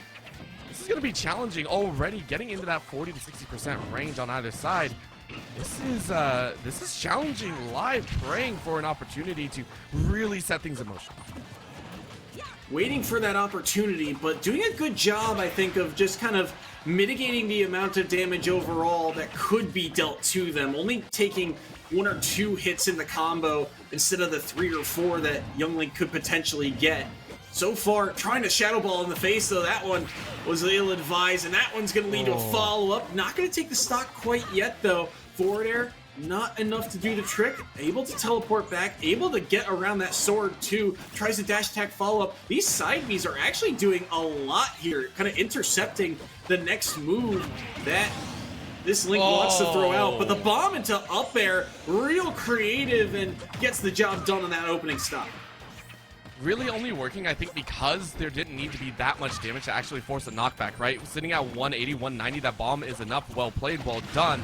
But now, how quickly can you fight back? Because after that stock, you're already sitting at 68. Right now, we have to give it to Spritzy. Spritzy has the number on this Mewtwo, looking for a second stock already. With that up smash, you leave yourself open to brutality. Spritzy now covering the high and low angles of this edge, and with the boomerang, will smack this live a little bit further off. The hook not going to land. That could have been a stock instead, but the shield works wonders. Up smash 2 in a row. Oh, what a play. What a call out. Parry into up smash was beautiful. They nearly died a shadow ball here, but they still have done so much work. Already 2 stocks off the board, and the combo game is just so clean here. Neutral air, but stuffed out by the forward tilt. This is a massive stock here. Can they hold on to it? 154, another neutral air landed. Zair, disjoints, galore, hitting, connecting onto this Mewtwo. There's nowhere for this Pokemon to run. Finally, strong hit of that tail will swipe across and take that stock off the board. But still, it is a massive, massive lead for Spritzy. I mean, Spritzy heard what I said. Hey, you didn't get to show off too much, and went to frickin' town. 101 right now, almost uninterrupted until that very end factor. This is getting ridiculous, and another little slap will chop up live into oblivion because a single hit is forcing you into the air. It is so problematic. You are not able to really regain your composure and attempt at a stun, not going to work, and still stuffed at that ledge. You're gonna be caught, you're gonna be chased. Neutral air, not gonna do anything. And you can see the slap, the chop. Spritzy wants to end it right here, right now. That's gonna be a force off the ledge, barely still alive, 152 and counting. You roll right in front of the boomerang. Are you kidding me? This is so close. All you want is one more live, trying to grab one more stock if they can. Boomerang chase again and again. And underneath the stage, you can't get out from under it. Well done to Spritzy to finish it off with 2 stocks left. Loved the creativity there at the end from live, but Spritzy, that's just a commanding set from them. And on this Toon Link too, this is why I was a little fearful of the Mewtwo and I would have rather seen the Sonic. But I think the idea was maybe, hey, Super Sky, you're the anchor. We're just going to see how many live can take. We don't like the matchups elsewhere. We'll keep the Sonic character as our anchor because that is a character that can, they've got the agency to be able to dictate the pace of play in a lot of matchups. So maybe that was the theory crafting there for UNGC. But the execution by Spritzy in that matchup, it is so difficult for Mewtwo to work around swords because the disjoints and the projectiles, there's just everywhere this character tried to move, there was something waiting. They tried to move in, there's a Zair poking at them. They were hanging on the ledge for too long, there's a bomb planted there. They try and roll back in, here comes that forward tilt, and that sword covers a decent amount of space, even on Toon Link, who is not a big character. That is a short sword, but it packs a punch, and although it takes a little bit longer to kill than a character like a young Link, like normal Link, it still will get the job done eventually, especially on a light character like Mewtwo. And Spritzy just taking full advantage of that factor, using those disjoints, using the sword, using the bombs, and covering exactly where Live wanted to go. And taking a look at that fact, we now have a second reversal back. Looking at Lubbock, they were the ones that were sitting with a stock lead at the beginning. Then they got reversed on. It was, I believe, UNCG to come out, and now it's right back in the pocket. This is going back and forth, and I love it. This is what we expected here in the playoffs. We expect teams to be battling toe-to-toe pretty much throughout the entirety of the time. So we have to wait and see, of course, if we are going to see Super Sky come out with some absolute fire in their backside, because they need to. That Sonic needs to perform above and beyond to take 5 total stocks. Because, I mean, you got Toon Link, and then you got the Link grown up, ready to battle. Let's get it. We're going to town to... Finally, or Kalos, sorry. Am I crazy? I think, No. It is Kalos. I'm sorry. I'm reading off some chats on the other side. My brain is not working right now. Kalos is a good pick here, and I think it's a good starter here for the side of Super Sky because you have so much space to work with, and while you do have to really commit to move around these projectiles for it, you still have the option to, drag them across the stage. Those kill zones or the blast zones on the far sides of the map are still pretty accessible to both players, so feels like a pretty neutral stage overall. But with Sonic, with that speed, you have the ability to just kind of opt away to go to those platforms and slow the pace of the game down if you so choose, which we are kind of seeing here, right? The moment those projectiles come out, just back away, move towards your platform, move towards safety, and now that they're back in, you can see the pressure come online. You need all the pressure you can get, because right now you are behind in the game. You are at 121 as we are seeing Spritzy look to try and close things out right now. If you can get a single stock, that's great. If you can get one more behind it, that's even better. And if you can take all three, you are a bully among bullies. 138 high rise ceiling. It's not going to be a kill. 138 will be enough for a grab. A throw forward to try and get that boomerang in the air. Good bounce off the wall. A little bit of a springboard up. Shield is up, but the grab again denying, and that'll be the stock. Spritzy is making this look easy right now. Spritzy with a solid movement there. Even a wall jump into the bomb throw, that was clean. And there at the end, the roll behind grab, catching and recognizing, hey, Link's grab has some distance to it. I can catch the rollback here if they're trying to get back towards safety, and back throw is a kill option. So the awareness by Spritzy is just so strong right now. They're able to even snap to the ledge off of that tether recovery. They have rarely ever used up B to get back to the stage, to get out of this defensive option. And now look at the chase down that they've got going. Has to tech the platform there, has to tech the stage, and they will be able to make it back. But this Sonic is just struggling to string together hits. It's mostly one and done. Spritzy is owning the center of the stage.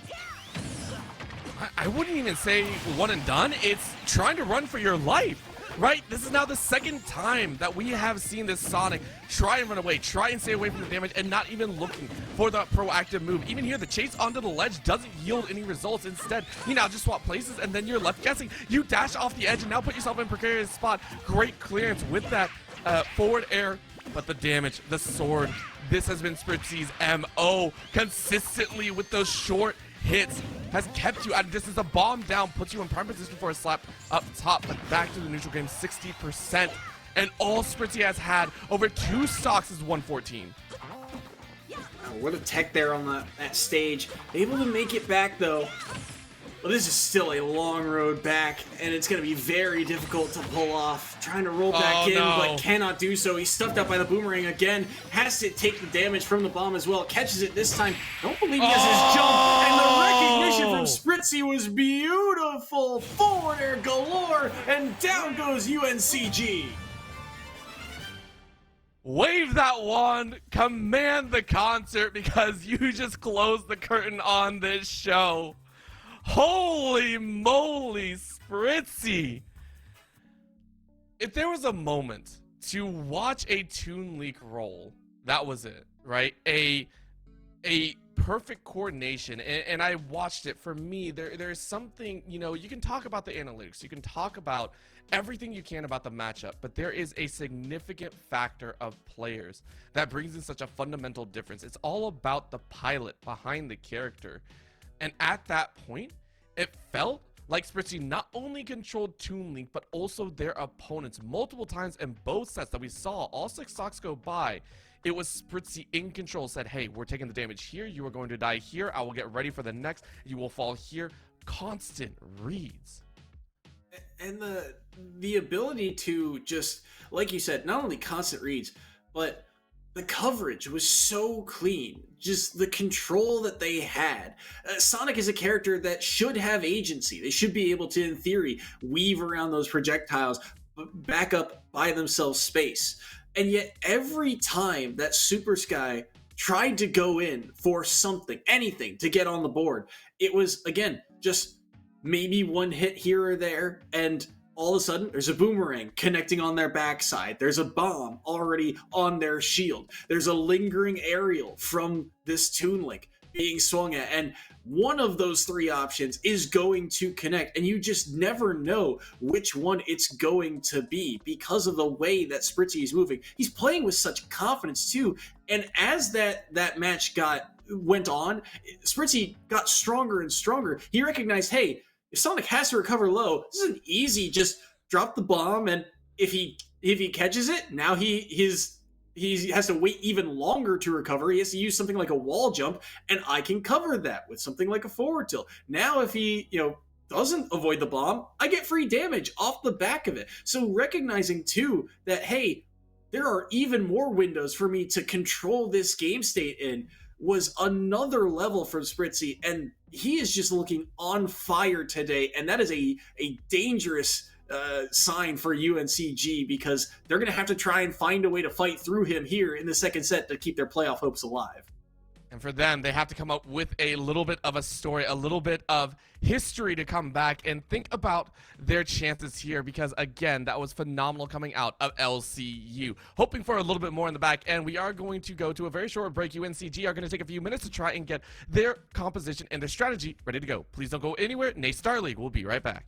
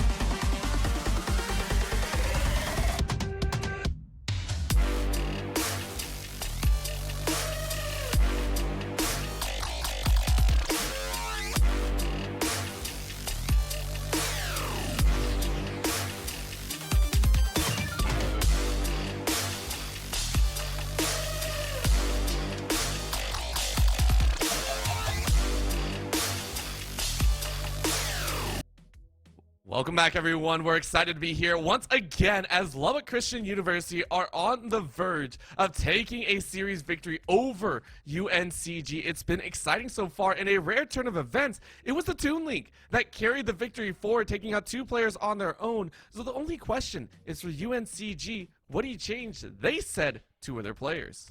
Yeah, they're making some player swaps here. Moxort and Pops, as well, a longer elongated name there. But was Pops wrong for this? Could be entering into this series, and on some characters that have some high potential. Terry and Hero in their kits that we've seen previously, so should be interesting to see where they opt to send those players in, what matchups they're looking for here, because Spritzy is on a tear.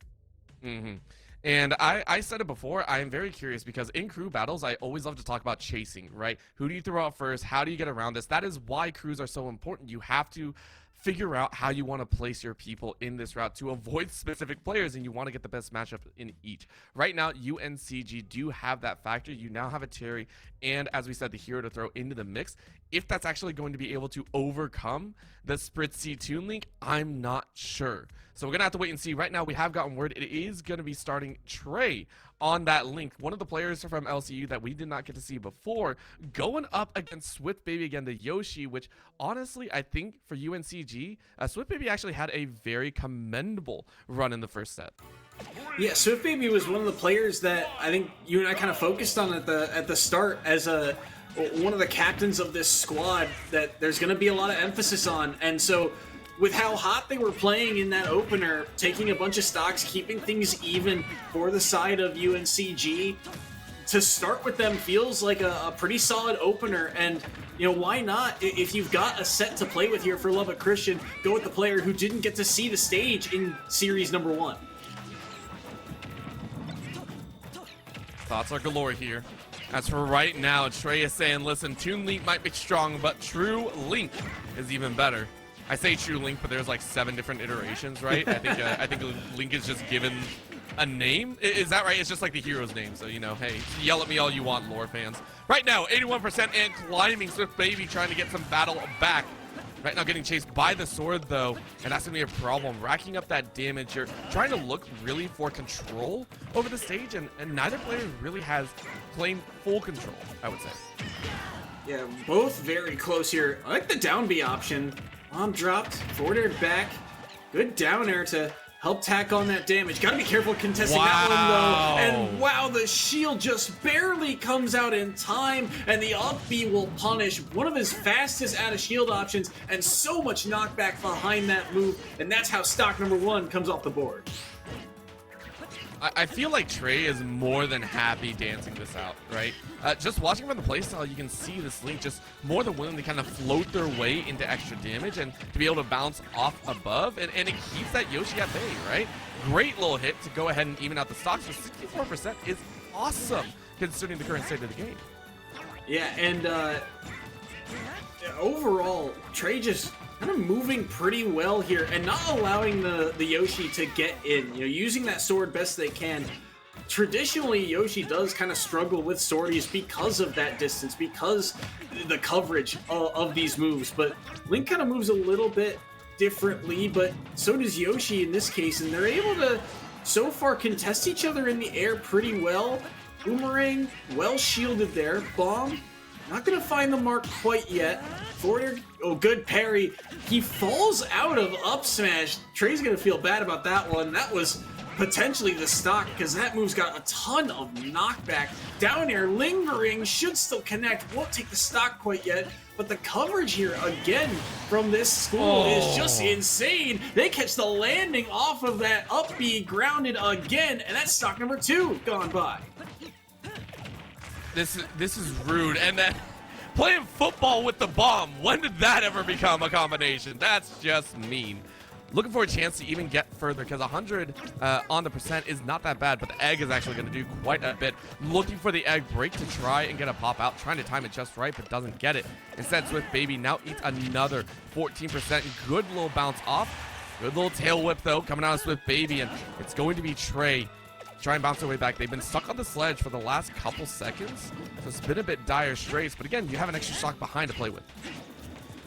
Swift Baby, you can tell they're starting to get a little antsy too. They're starting to look for ways to take this stock. Forward air spiked, but won't be able to do it quite yet. The timing, these buffer rolls on the stage, their ability to get out of these tricky situations, Trey just buying this stock extra time here. They do eventually die to the up air, but it was at 193, and if you're averaging, plus 150 for losing stocks, things are going to be trending in your favor here. As so far, Trey, again, going to opt to back away here, let the boomerang do the work in terms of pressure for him, and there's that up smash acting as a great anti-air. The fact that you got all 3 hits off as well feels really, really good, but now you got to follow it up behind.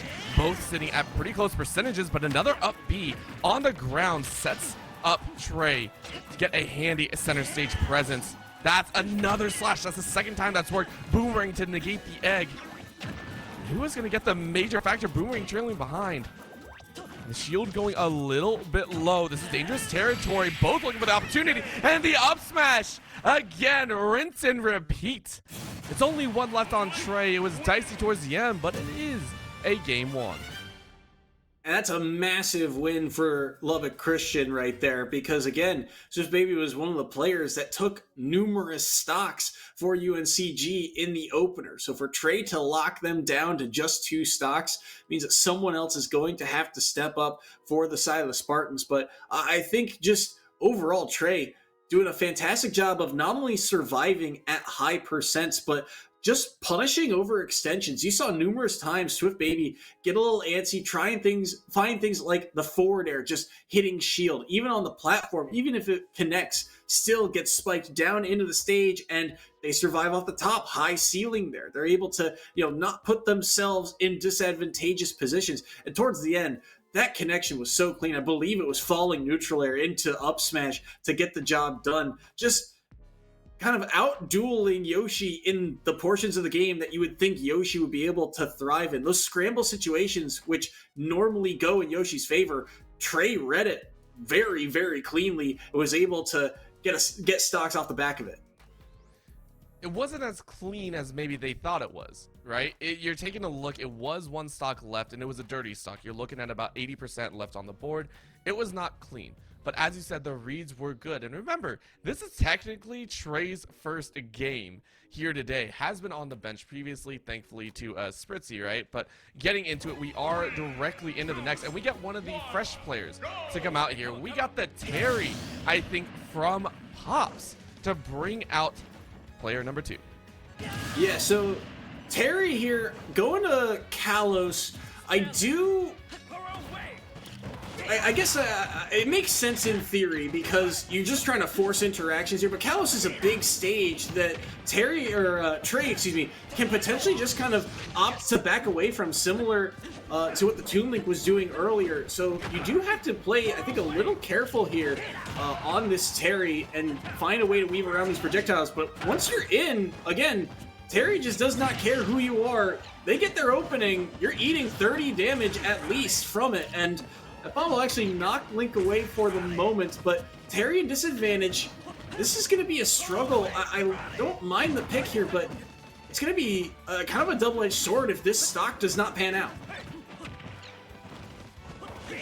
And that's going to be a problem, right? You take a look here. It is so careful. It is so plotting coming out from the side of Trey, and Trey now putting out 110 on top of this area, and it's again the up smash. Thankfully for the heavy character and the high ceiling of Kalos, you're still doing fine, but 133 is not good. That bomb creating a little bit of a barrier in space, looking for that up air if you can, but instead it's a chase back and forth. Again, it is a problem. A down smash not going to land. I mean, this is Trey playing with time, saying, hey, look, I can burn as much as I need. All I need is this stock really to feel good. I'm not worried about what comes out. Yeah, Trey just making the most of this, backing away, playing the projectile game, and there's no answer here, right? There's no reflector. They have to march their way through this. They do find their way through. Oh. They wanted to pull the trigger, but they don't. Lingering hitbox actually saves Trey there. Passes shield the boomerang as well. Bomb doesn't connect either. That neutral B does knock the bomb back, But this is where things get scary here. Trey has to be very weary of that go when he's on the same platform. He's trying to play careful, but dash attack fights through that wall of projectiles. The bomb is still lingering here. Eventually throws it back, tries to power geyser, but he's well aware of that hitbox. That massive explosion does cover the platform, and Trey's been shielding it well.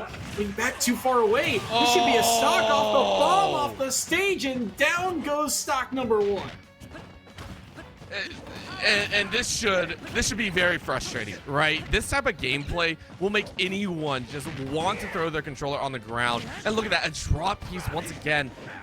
This is Pops getting frustrated. You can see it now, chasing in, trying to get in the face, and actually eating about 50 to 56 damage.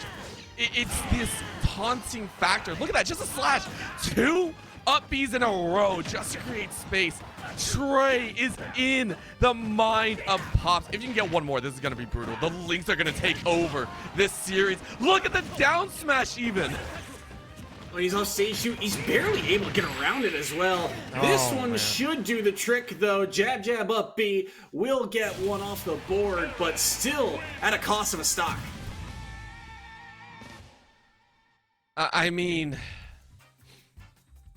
I still thought that Pops was going to lose another one. I'm sorry. I thought Pops was going to lose another one. It looked rough, and it looked frustrating, right? When you play against someone that will keep you at full stage length and still be able to chip you for 2-3% over and over and over again, you are basically just like, I don't want to play this right now. I want to be done. And that is what Trey did to a fault, almost. If you wanted to break someone mentally, that's how you do it. I mean, Trey just played such a patient game, and their ability to space around what Pops was bringing to the table was very well executed upon. I mean, it is, again, just a 1 stock difference now, but it's the fact that they were able to get that stock. They were hanging around the red for so long, and they built themselves up such an early lead. I feel like some of the decision making for Terry was just a little bit off, going for things like the power geyser. It's an easy read for Trey to just say, all right, well, I got a shield. It's not an M&M size yet. Let me just hold on, get the next projectile out, because so much of the gameplay that we've seen from Swift Baby early on and Pops here has been about the bomb and the placement of it. There's not really an easy answer for UNCG other than just interacting with it, picking it up, throwing it back, hitting it back, just in general. But that is a commitment, and that allows Trey to then select his next option. Throw out the arrow, throw out the boomerang, something else, go for the smash attacks. The lingering hits of up B, just being this coverall for the grounded play style that UNCG likes to play. Trey was a problem, and they're able to eliminate him from the board here. But now we get to see where Lubbock Christian opts to go, and it's with Worm Hero on the Rob. And immediately starting with a charged up beam feels good, man. But this is going to be the other side of it. Now you get to play a little bit more your own style, right? The projectiles are not as prevalent with this Rob. So at least for Pops, maybe you get to play your game. And it's much better so far. Already starting off strong, getting in the face of this Rob, trying to punch up to 70 to 80%. Good hit, 81. Now chasing back towards that middle. The beam is used, but the gyro is thrown away. Looking to try and break that shield down a little bit lower. Great shoulder charge. Looks like the chasing is working right now. Control over center. Handed to Terry. And, I like the idea there to jump the gyro. He tries to go for the forward smash read, but that will be an easy conversion there. Down tilt into side B. And this is where things can get a little risky for Lubbock Christian. This is a big body for Terry to combo. And like I've been saying, you only need 2 or 3 openings to get up to kill percent for Terry. And right now, they are finding these openings. Like you said, those projectiles, while they're threatening, Terry's got just enough burst and just enough coverage to fight through it. And they're able to do so here, force a low recovery because of that side B, but they're still able to make it back. That's a huge opening because now Go gets to stay online, and he tries to utilize it there, gets punished by the down smash, low recovery, down air just barely missed time, tried to use Buster Wolf, will be able to make it back to stage, and hold shield on the back air. I mean, this is tense, right? Oh, that's rude. The drop of the gyro, no tech off the bottom stage. I mean, I keep saying tech, and it's just like that. It's difficult to do. That's going to be an up smash, though, and that will keep it even. Net 0 across the board between the two. Last stock apiece coming out for Pops and Worm Hero. Down throw here. Pivotal stock, you feel like, for UNCG. They got to find a way to retake this lead and stay ahead of the game plan here for Lubbock Christian. But look at the pressure that this Rob can apply on those down tilts. 71 right now racked up.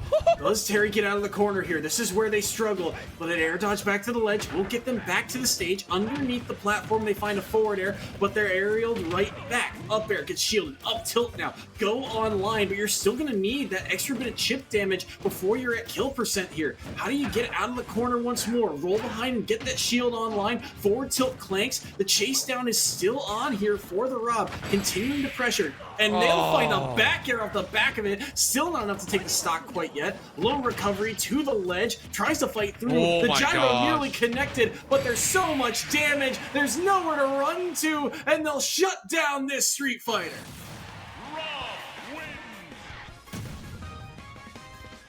That last stock from Worm Hero is what I was hoping to see the entire time. If you just take that last stock in a snapshot, right, like just in a cut of that last stock, you would have said Worm Hero should have run the entire course, right? Should have said, this is my entire game to win. This is mine. I will beat the Terry. Because that was clean. We saw the rack up from 80% on, or from 0 to 80%, pretty much when they went both down to last stock. It was a crazy run. Where was that in the earlier stocks? Yeah, I mean, in the early parts of the game, I think Rob just kind of wants to, like you said, get in and do damage. But what really set it up well for those 80% combos was not only just finding the 1 or 2 overextensions, but pushing Terry to the outside. Again, limited options. Terry is a character from traditional fighting games where jumping is not the best of options. And while it's an option to go in, that's really all it is. And Terry's recovery is easily susceptible. So keeping them to the outside, forcing them to just kind of rinse, repeat these recoveries was a massive factor that helped chip away at the lead that they were able to build through that first stock. But afterwards, like you said, the adaptations, and that's the mark of a good player, right? That ability to just flip that switch seemingly in the middle of a series, which is what Worm Hero was able to do, just completely turn the tide of that match. And now it's going to be Lubbock Christian in the lead. While it is only one stock, it is a significant margin because now you're locked in UNC Greensboro as to whomever you send in next.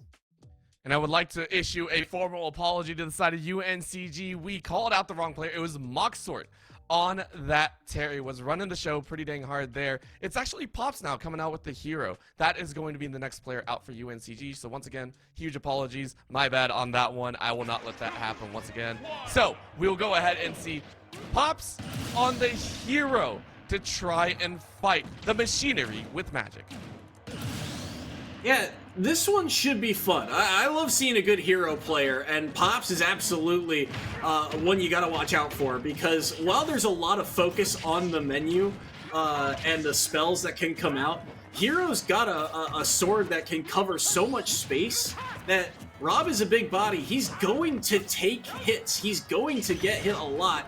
And Hero is certainly not lacking in kill power. You can potentially crit with those smash attacks, and you've got setups like that. That's something you gotta watch out for. Grounded up B onto a platform into something like up smash or up tilt is a potential kill option. And there you see Pops try and execute it, but they were able to get away for the moment. The biggest key here, I think, is to try and keep this stock, and they might be able to do so. That spell just barely not doing the job quite yet, but at 148, this hourglass is ticking away faster. Up there will do the trick with the power-up online? Okay, just like that, we're back to a tied game. With how aggressive Pops came out, I was expecting nothing less, right? Getting swept up in the flow there, Worm Hero couldn't really contend, and now it's all about, it's a fresh start. Once again, we're looking at a 6-6 stock situation. Lubbock are still sitting on that series victory if they win this set. who do you want to throw out? I mean, we talked about it a lot. We know what the hero can do. You're up with the Toon Link. Spritzy is still on table, as well as the Jiggly plus Samus on Yay. So between those two, do you wish to use Spritzy now, or do you want to hang on to that Toon Link for a better matchup? Because on the flip side, you still got Min Min to deal with. I think Spritzy is the call here, because while you have Puff and Samus as a potential fourth line here as the anchor, it feels like an odd kind of anchor to put in. Puff is really going to struggle against Hero. The coverage that Hero brings to the table is just really difficult for Puff to be able to weave around. And we saw the Samus earlier. The airspace, again, just not enough speed, I think, to be able to overcome what Hero brings to the table. But Toon Link does bring that. The problem, though, you'll find is when Bounce is online, half of Toon Link's kit is now shut down, so they have to try and scrap with a sword that is larger than theirs. But right now, Spritzy doing a good job of weaving around it, and they got some good damage, 27 dealt, with Bounce now offline. I love the fact that it is just a straight-up sword battle, though. You can hear the clangs coming out here. I love seeing that right now.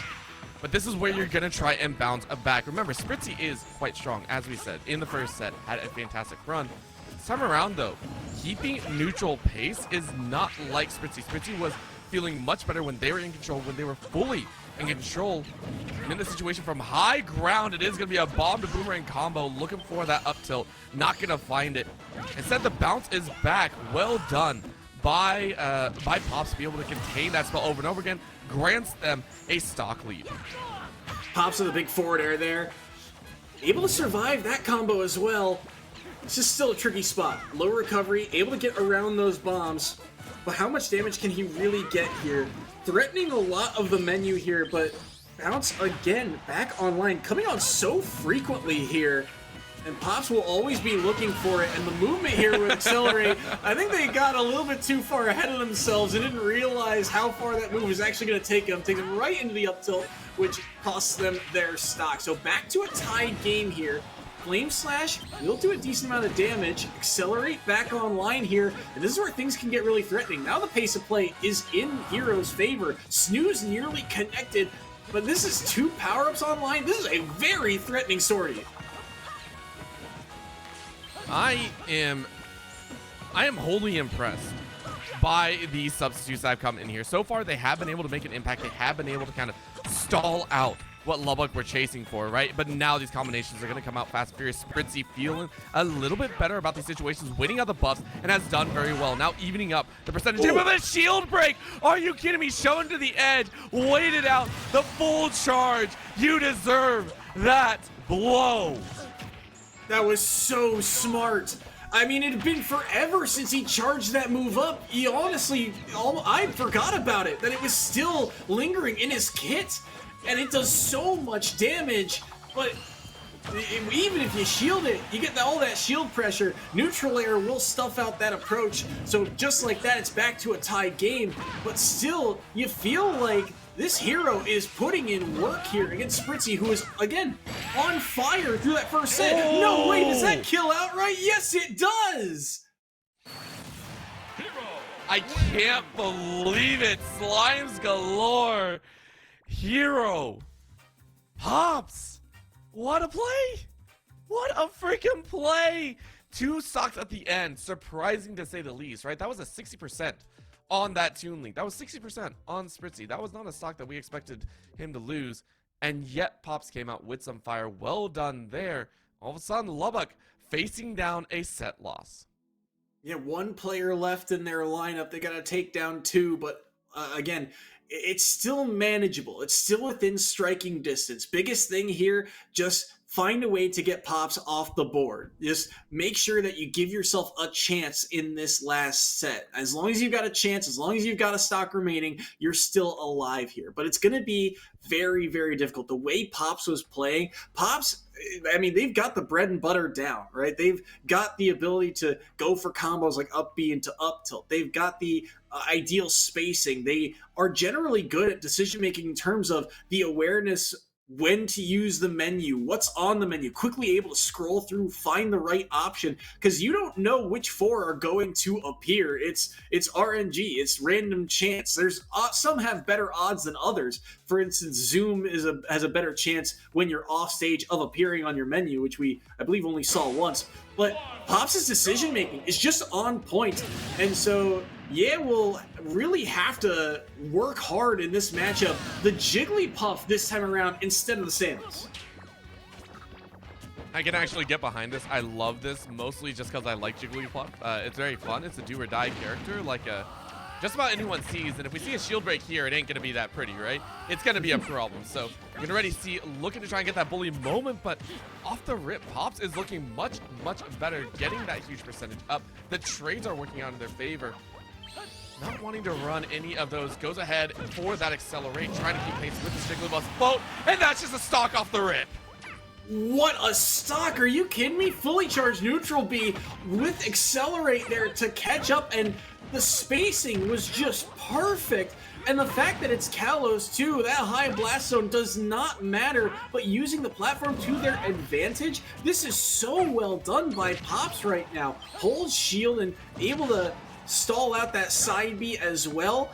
There is just nowhere safe for this Jigglypuff to move to. You'd think they'd be able to run in and get something, string together some aerials, but again, this sword is just so massive. You don't know where this hero is going to jump to. You don't know what spell's going to come out next.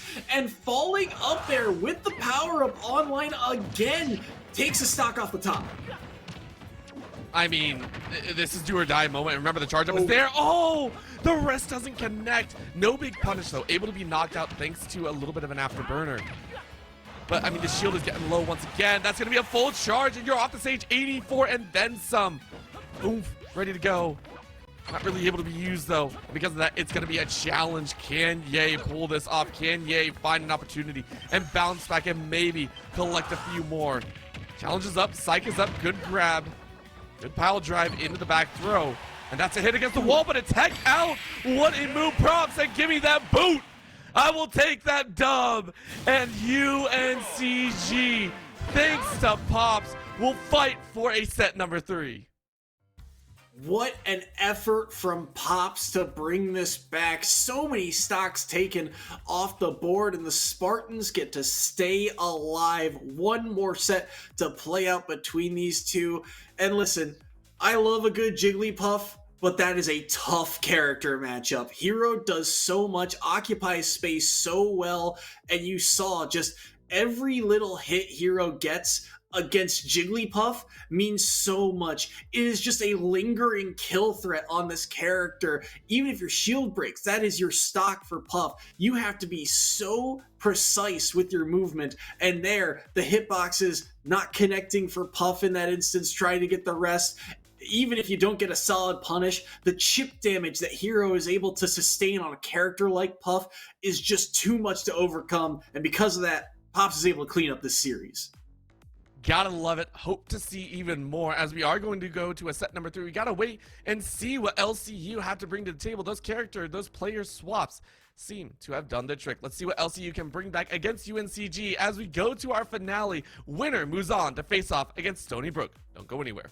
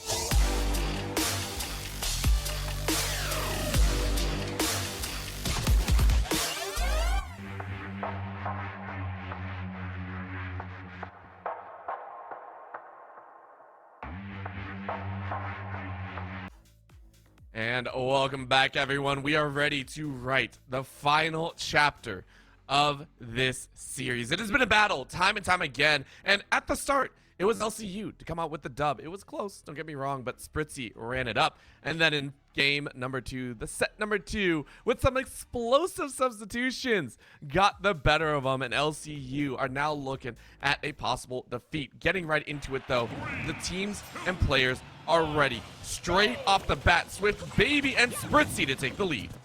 This is going to be an interesting one. We only saw one stock of this in set number 1, and it seemed relatively even until Swift Baby SD'd and gave up that stock. So should be interesting to see who comes out on top here, but I feel like Spritzy has such momentum right now. They're able to string together so many aerials. They've got the early percent lead. Great Zair there to be able to snap back to the stage. But in terms of how this should play out, Spritzy, again, with that aerial prowess, being able to string together neutral airs, you gotta feel like they've got control. Yoshi doesn't move around those boomerangs and arrows or bombs quite as well as they'd like to, but if they get in on this character, you could do some damage, but it's all Spritzy right now. They have kept this Yoshi to the corner. Swift is not having a good time. A simple slash will finish him off. Just like that, once again, UNCG are in for a little bit of a rough time. Now keep in mind, we are watching for the 2 new heroes in set number 2. I mean, Swift Baby is going to try their best, but really, if you can take out Spritzy this early on, it's huge. So, what can you do? Going ahead and checking your corners. You were able to get a little bit of fragment damage, and there it is. The final percentage is racking up 93 thanks to the egg. I mean, no one's really had that initiative after that first blow on the stock. Swift Baby doesn't want to give up too much ground. That second hit means that Spritzy is back in the center. Fight for stage control back on here. But look at the damage. Boomerang to the face of Yoshi and able to get a forward air off the back of it. We'll be able to land an up B. Look at the control there. Did you see the movement? Throws the bomb onto the shield, catches it, still throws out the aerial and on that shield, and just able to shield all of it was Swift Baby, but that's so much pressure being applied, all from a recovery. Eventually they will find that up air on the platform, so one stock off the board, but just so much to worry about and calculate if you're Swift Baby. It's 94% lead right now. Maybe they can cut into it with this neutral B. No, quick mash out there at low percents. Armor through that up air. Any other character, that's likely the stock, but Yoshi, that double jump armor coming in clutch. That feels good as well, trying to set up a little bit of a bounce combo, but not going to have it. The dunk doesn't ricochet out. So 118 versus 63, another bomb to pop them up. And no chases behind, that hook shot trying to work, and again, a slash up. That'll be the second time that Swift Baby has been caught in that scenario. Spritzy setting themselves up pretty to keep 2 going into the second player of UNCG. Good boots to the face, though. Swift Baby not going to go down without a fight. 95% right now on to this Toon Link. Ooh, tried to turn around and forward smash there. Might have been trying to read a roll. Won't find anything instead. The Swift Baby just has to put in a lot of work here to weave in around these projectiles, try to get some damage, trying to down B, trying to catch that shield a little bit lower, but won't be able to do so. And it's a near full lap in percent now with that dash attack. That is the case, and feeling like Swift Baby needs to find something here. If they can get this stock, that is a massive... Oh, they do! I think they just didn't go for the up B. I think they thought they had a jump left, but they actually used it getting out of the egg, so a stock gifted here to UNCG, but they will gladly take it. They're still in a massive deficit here, but Swift Baby taking 2 off of this Toon Link is a massive factor. I mean, you're so happy about the current situation. Now waiting for that last one, a good stab from below. Means that Spritzy has control. You just want to finish this one off nicely. Good forward slash. Just enough to keep that Yoshi at a distance. Able to make it back on stage is Swift Baby. And now the chase to get out of danger. If you can finish off this character, it's not going to happen though. The shield and the shield are going to do their magic. Swift Baby is out, but able to take 2 stocks. I think that is very commendable. For a match that started off neck and neck, Spritzy started to pull away, but that they're gonna feel bad about that SD. I mean, all it takes is one up B there, and they're back to ledge. They're back alive, and Swift Baby has to work even harder to find a way to take that stock. But a one stock lead, I mean, a lead is a lead here for Lubbock, and they take down one of the players that's been playing a bit better recently for UNCG in Swift Baby. So we'll have to see who UNCG opts to send in next, because Spritzy, again, they've normally been holding him back closer towards the anchor role, usually around the third player slot. But opening with him, I think, was a strong call. They just said, hey, let's send in our player who's playing best. Let's see how many he can take. And Swift Baby taking 2 off the board, I think, is a subtle victory for UNCG. We have gotten word as well that UNCG are running Min to come in here. Camellia will go ahead and head up that second round. And I mean, we didn't get to see Spritzy versus Camellia. Remember, Camellia was out much earlier, so this is actually going to be a very interesting matchup. And if it does float the way that Spritzy had in set number 1, that could be a dangerous scenario. So we'll see what they can do. Already, few stocks are going to be down, of course. And for Camellia, all you need to do is come out of this in very nice standing. We'll see if the Minmin's able to do so. The projectiles are still a problem with these platforms in terms of the way that Minmin kind of plays defense. But on the other hand, Sorties, I mean, are going to struggle against Minmin because of Minmin's range. And controlling that center stage, I think, is going to be a key factor for both of these players. How does Camellia deal with the kind of aerial approach that Spritzy wants to kind of go with? So far, just throwing those boomerangs and bombs head on, and not too much that Camellia can do to answer here. But these even trades, I do like the way that this is being played by Camellia. Although they are at a deficit, as long as things trend in the red, if they're able to win these scramble situations, they'll get the stock just like that. Lingering Nair catches, and we're back to an even game. That's all you needed, right? And I do feel this is a bit unlucky for Spritzy. That's twice now that you're kind of sitting there going, man, those stocks kind of hurt. You saw the float at the end. It was almost like the game was deciding, hey, did you actually break through the ceiling or not? And then the SD at in game number 1. It feels bad. Got to give credit to Spritzy. They carried through set number 1. At this point, they are out though. And it laid out. Now, the question, of course, is you gave an opportunity to counterpick against Camellia. Who do you want to send out? Because you know the powerhouses of the Terrian Hero are coming up behind.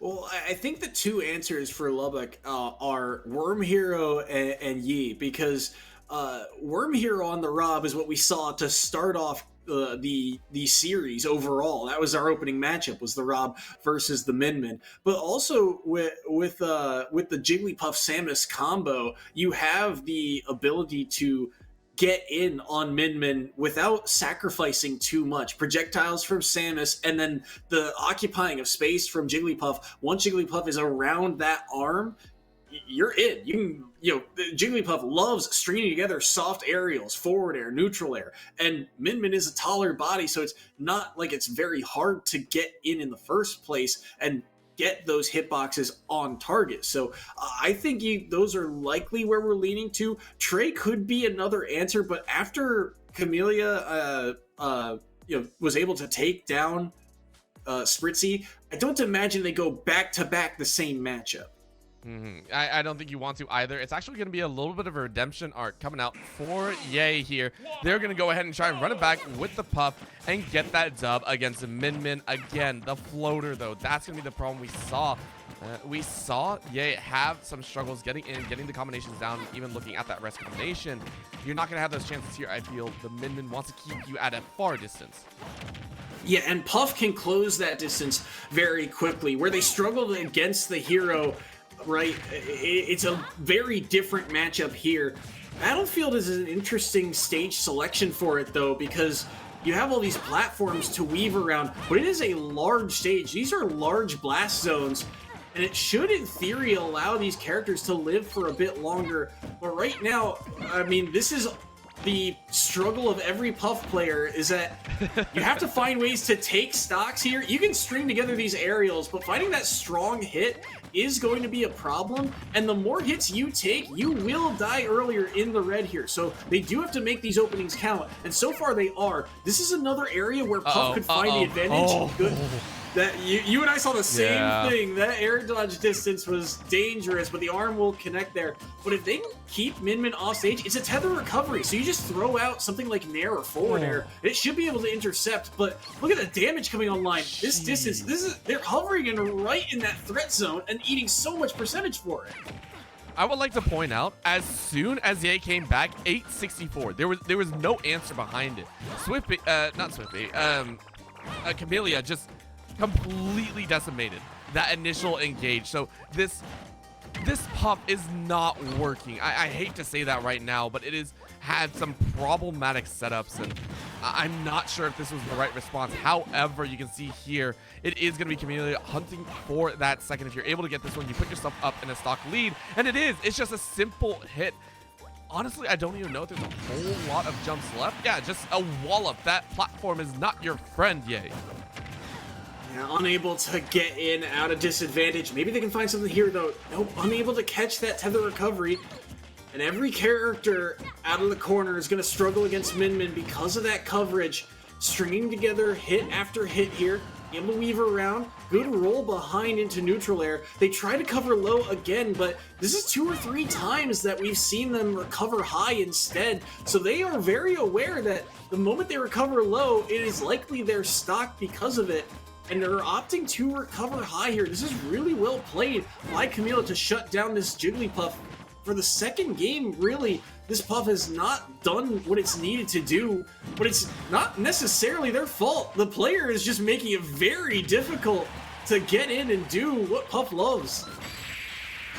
And that's the setup. It was such a long range. I saw that coming, and honestly, well played. Camellia has had struggles, right? In set number 1, did not have the most exemplary performance. To come out here and 3-stock the likes of Ye, phenomenal moment. And I harken back to what you said. I do agree. This is not Ye's fault. The matchup feels rough, and honestly, Camellia played it to a T. There are moments where you just have to say a player made you have errors occur, right? It was unforced, or it was forced errors, I should say, the entire way through. Well done to Camellia to win that bout. Yeah, and again, there were options. There were moments for them in the early parts of that game. They're able to get in, get some damage, string together hits of neutral air, and catch them teching into place. But Puff is a character that you need to find ways to secure those stocks. Those edge guards have to matter. And the fact that 2 or 3 times you're able to get this Min Min off stage, and every time they would recover high and you were unable to track them down, just gifts back Min Min more and more time. And Min Min, again, a character that it's not necessarily death by 1,000 cuts. It's more like 100 because of how much damage they can output with those arms. And Puff just doesn't have that long to survive against a character like that. In theory, they can get in and do damage. But like we've been saying, things look good on paper. The execution is what matters, though. And it just wasn't there in this set.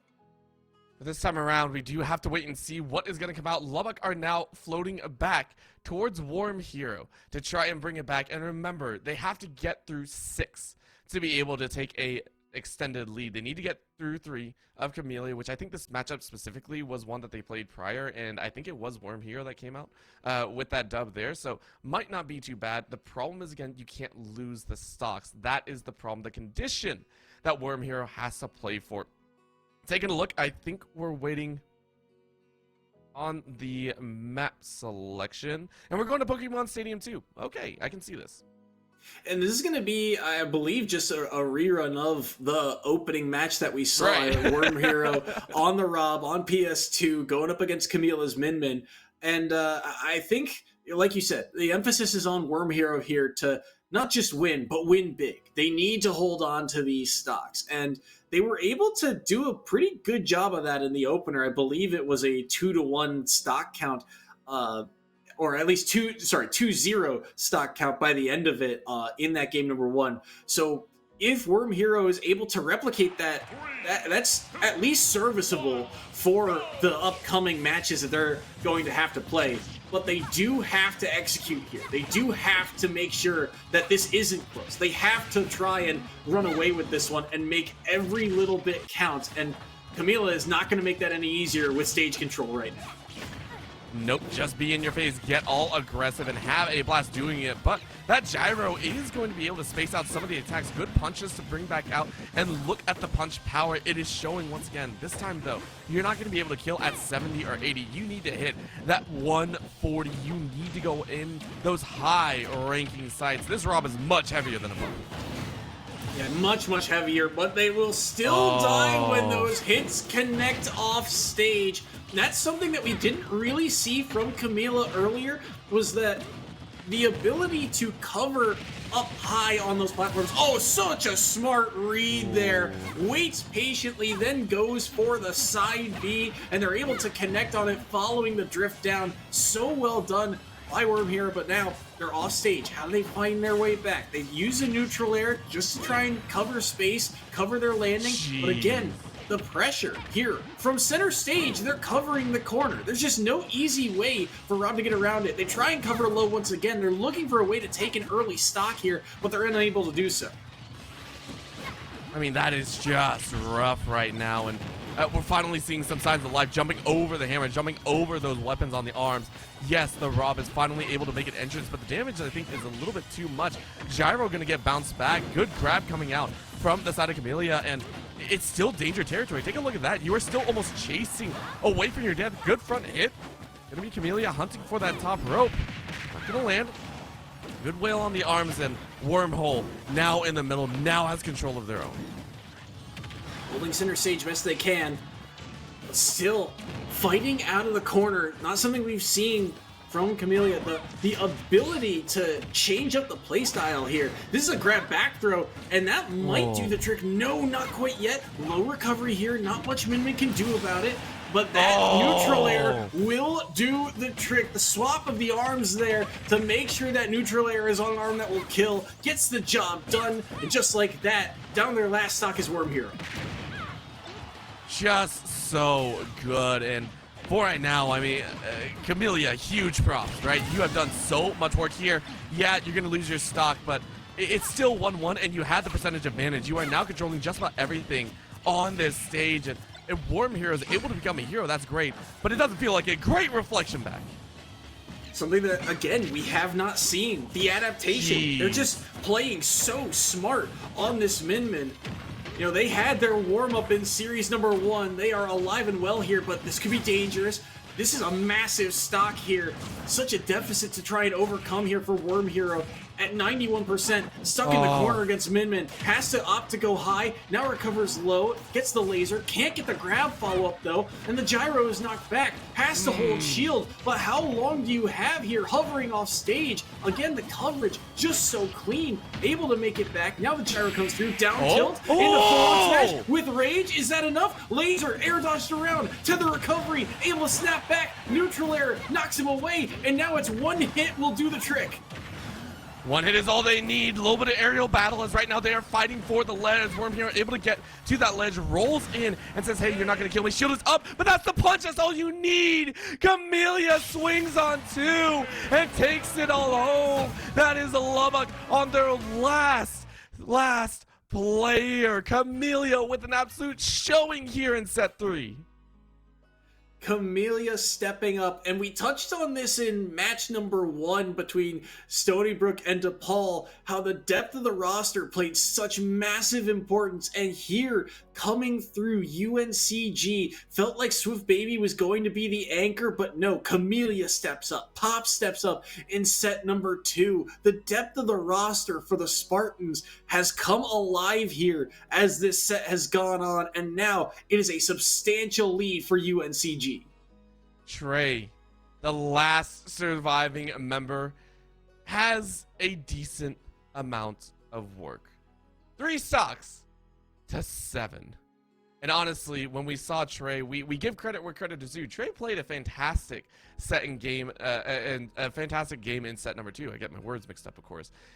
I'm not sure if you can get through, right? Pops and Moxart are still waiting off on the wings, so this Min being the gatekeeper, I mean, what do you give the odds for Trey to make it through and be able to make that tire comeback happen? Not great, but I do think this is going to be one that in theory is more manageable. As Link, you still have ways to take down Min on that tether recovery, and we've seen those projectiles can be a problem for Min. Up smash is, at the end of the day, a smash attack. It's a committal move. And we've seen Trey, his patient gameplay, his ability to read what defensive option you're going for and follow up has been really solid. So if they're able to get out of this one unscathed, the odds go up a lot. But that's where Camila comes in. They've been very adaptive, and so far, they've got a lot of pressure. I don't think they've got a jump left. They have to up B. This is likely the stock if they get the timing right. They knock him away, and that's stock one off the board. You know, reading the defensive options is great, but denying any defensive option is even better. Well done to Camellia, looking for that once again, trying to rack up about 40 or so, and think you can play the ledge once again. This small battlefield is causing some problem. A dance with the bomb will be a little bit of an error. 55 in the blink of an eye, only 83 here on Camellia. And you're already up to 71% here. Min is not shy of kill power. Gotta be very careful. Dash attack won't be able to do the trick quite yet. Has to use the jump. Quick up B there. Good recognition, but up B will do the trick. The grounded up B of Link with enough knockback to knock out Camellia, and that's one more player off the board of UNC Greensboro. I still want to say that was 6 total stocks that Camellia was able to take across 3 different players. So well done. Here, congratulations, and you have, I don't want to say sealed the deal here for UNCG, but I say the doors are getting pretty dang close. Those iron doors looking like a Lubbock Christian University may not have that chance. So, I mean, it's a tough wall to come up here, and if you're UNCG, who do you send? Honestly, you got 6 stocks to play with. Who would you opt to send? Would it be the hero, or would it be that Terry?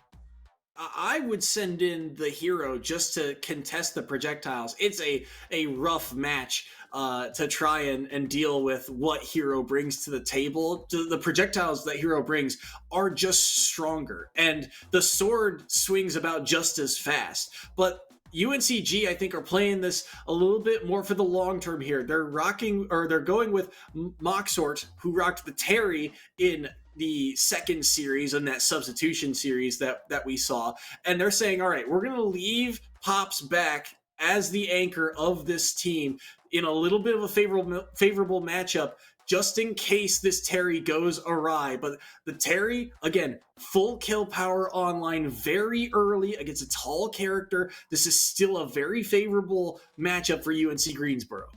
Not just that, guess what stage they're going to? It is only right to not have a platform available. Let's bring it home on the FD style. No platforms, all groundwork.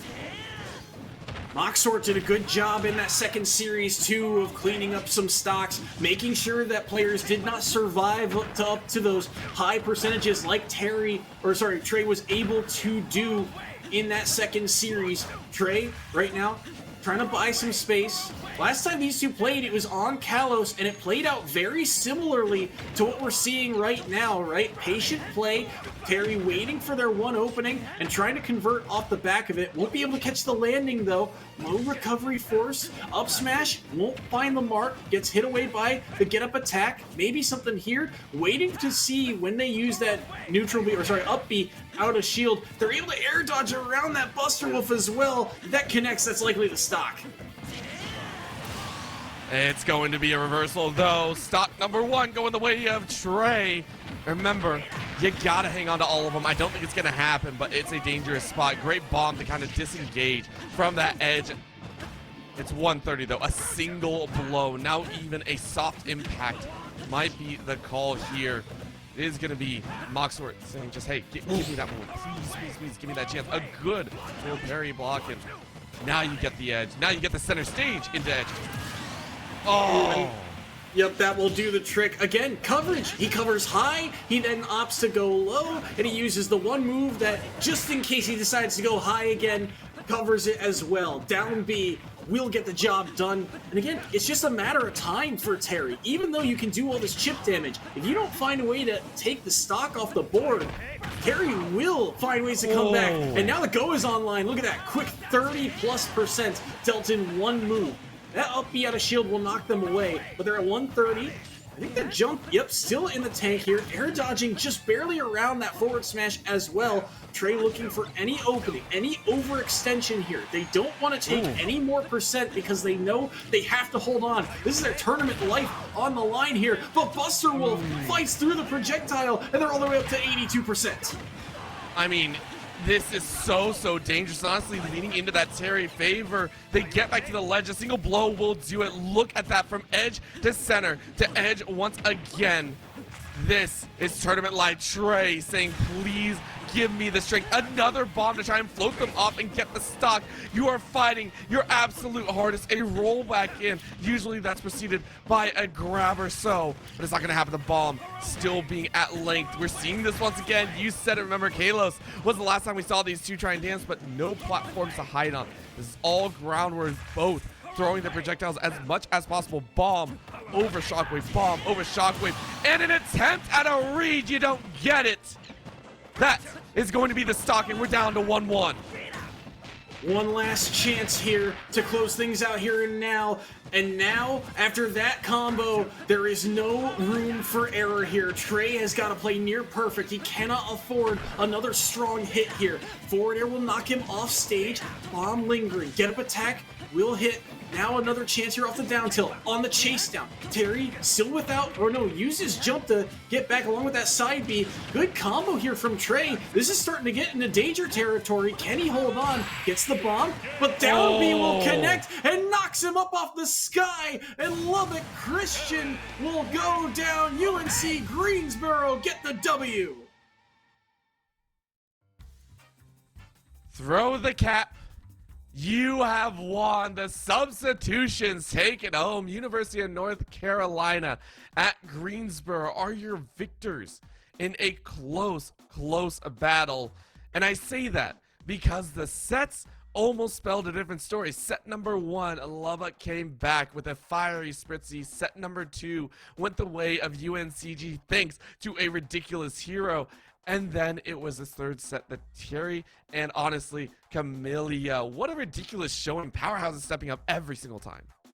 What a fantastic series, and a series of adaptations, the minutia of it all. Lubbock, again, like you mentioned, getting the opening with such a strong opener. Worm Hero doing work. Spritzy, like you said, just a commanding back 2 sets for them to take that opening series. But Greensboro said, okay, we're going to trust the depth of the lineup. We're going to send in some substitutes, get some favorable matchups, get some players in that have just been playing a bit hotter, and they're able to get the job done when it matters. The patience that Trey brought to the table was good, but not good enough. And the kill power of UNCG's characters comes online at just the right time. It was sorely needed and very appropriate. And I gotta ask you, so I want to ask you, because there's so many standout players here in this series, who would you say stood out the most out of all of them? You have to pick. Who would you give it to? I mean, Lubbock had Spritzy on a tear early, but I do think at the end of the day, Moxort to me was one of the players that stood out just for the effort that they put in. While they did fall, I think, to Trey, they were able to take a good amount of stocks. Pops with a massive set win in set number 2, also very noteworthy. And Camila with the adaptations, everyone really standing out, but I would give it to any of those 3. Just your 3 stars of the game if this were hockey. Yeah, you can't pin one. All 3 shined so brightly. They gave off their own glow, and together form the perfect trifecta. Right now, though, we are going to go to a quick break before we get ready for the interview from one of the players of this UNCG squad. Of course, we couldn't make this season happen and these playoff runs happen without our amazing sponsors. So thank you so much to those that have made this season come to life. Truth, CDW, Alienware, Pizza Hut, Extra Life, Monster Energy, Dunkin', Mavix, Odyssey, Mushroom Elixir, US Army ROTC, as well as LA Comic-Con. We will see you back in just a bit.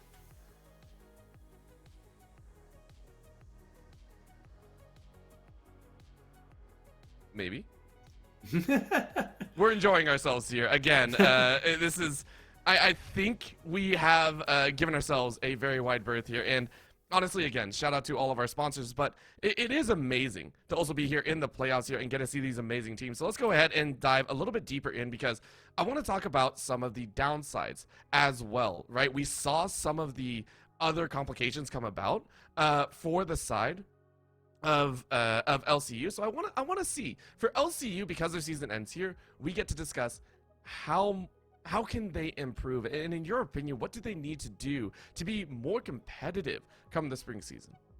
I mean, they've got a solid foundation here with Trey and Spritz and Worm Hero and Yay too on this Puff Samus. It's a fun kind of curveball to throw in, but I do think just the ability to I guess control the game, getting off to an early start it means a lot to a lot of these younger squads. And I think for LCU, you had solid game plan, but the execution of it was just a little bit off. Spritzy, again, decent idea to put him in early, but as a blind pick, after he worked so well as a counter pick, small things like that, small details, there were just one or too many things that, didn't go quite their way. They were able to execute when it was in their favor, but you have to find ways to battle back, and that's what we've seen some of the top teams do as well. Although Stony Brook, they don't fall behind very frequently,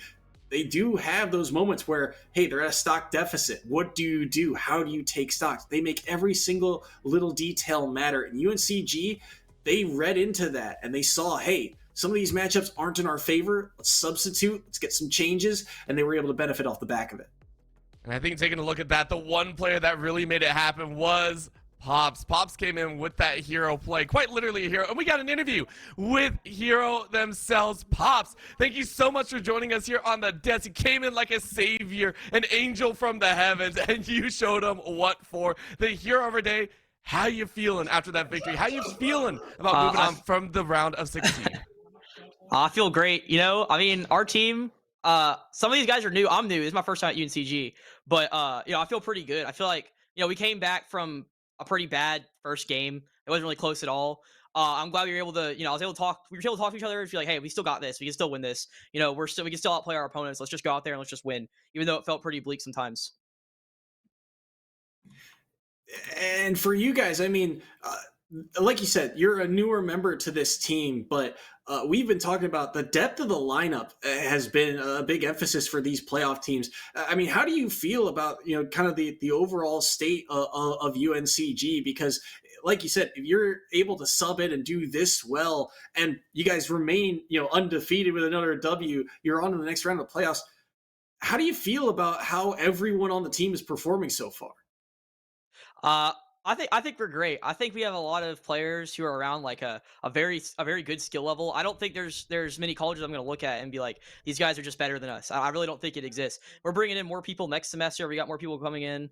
I feel really confident in our roster and our ability to kind of play around anything. Even though we had some rough matchups tonight, character wise, our players, play styles, and we have our own characters who win stuff. We'll always find a way. I really don't think there's ever a time where I'm too nervous. Like, oh, we can't find a way to beat this. We're not going to find a way to beat this. I think we'll always be able to find an answer. We have too many smart people on this team where that won't be the case. You talked about the characters being a factor in this matchup, and we were talking about it too, how, this is one of those kind of odd matchups where typically you get these crew battles where someone's rocking a high tier, someone's rocking a classic heavy, but had a lot of off picks here, a couple link matchups, and you guys brought the Min to the table. So I guess, did you guys have a strategy for this? Did you do your homework on who LCU was going to bring to the table, or was it just kind of, hey, we now know their character selection and we'll, who's going to, take what character? We felt after the first game, we only saw two of their characters. We didn't really do much research beforehand. I didn't really know how to. But we looked into we went to the first round and we saw, okay, we're playing against a lot of zoners. Okay, that's good. Let's save title, Cam, and let's play them later. and then let's start Swift. Let's start Swift because I think Swift has like the best overall, like even kind of with everybody type of matchups for us. So he's the only guy on our squad who's gonna be able to do good against the Rob, be able to do good against the Toon Link, be able to do good against the Puff, be able to do good like all the characters. The only guy in our whole squad. A lot of our guys we play specialist characters. Terry he's gonna have a tough time getting on some of those characters. Midman's gonna have a tough time dealing with Puff in the arms. Although Cam didn't make it look like that when they played, but that was the original idea: is that Puff is pretty good against Midman. Didn't pan out that way. Great for us, right? So we really wanted to use Swift Baby as that mediator. Like, hey, let's see what we're dealing with here first. Obviously, I think Hero's a great counterpick character, but I'm supposed to be our anchor, so I couldn't go in earlier and counterpick people as hard as I'd like to. But like I said, I think our characters, we're good. Our characters are good enough. My last question for you is you stepped into the ring in that second set, a must win for you guys to stay alive. And I believe this is your first playoff matchup. I mean, what were your emotions going into that matchup? I'm confident. I'm gonna be honest. I'm playing. I'm like, there's never a time where I'm playing and I don't feel like I can win. It doesn't matter who I'm playing against. Especially if I'm gonna be playing against other college players. I feel there's even less people who are able to beat me. So I walked in. I said, I feel like I'm a better player. I'm just gonna play as best as I can. And I'm just gonna if I play to my maximum potential, there's no way I'm gonna lose. There's no way I'm gonna let my team down like that.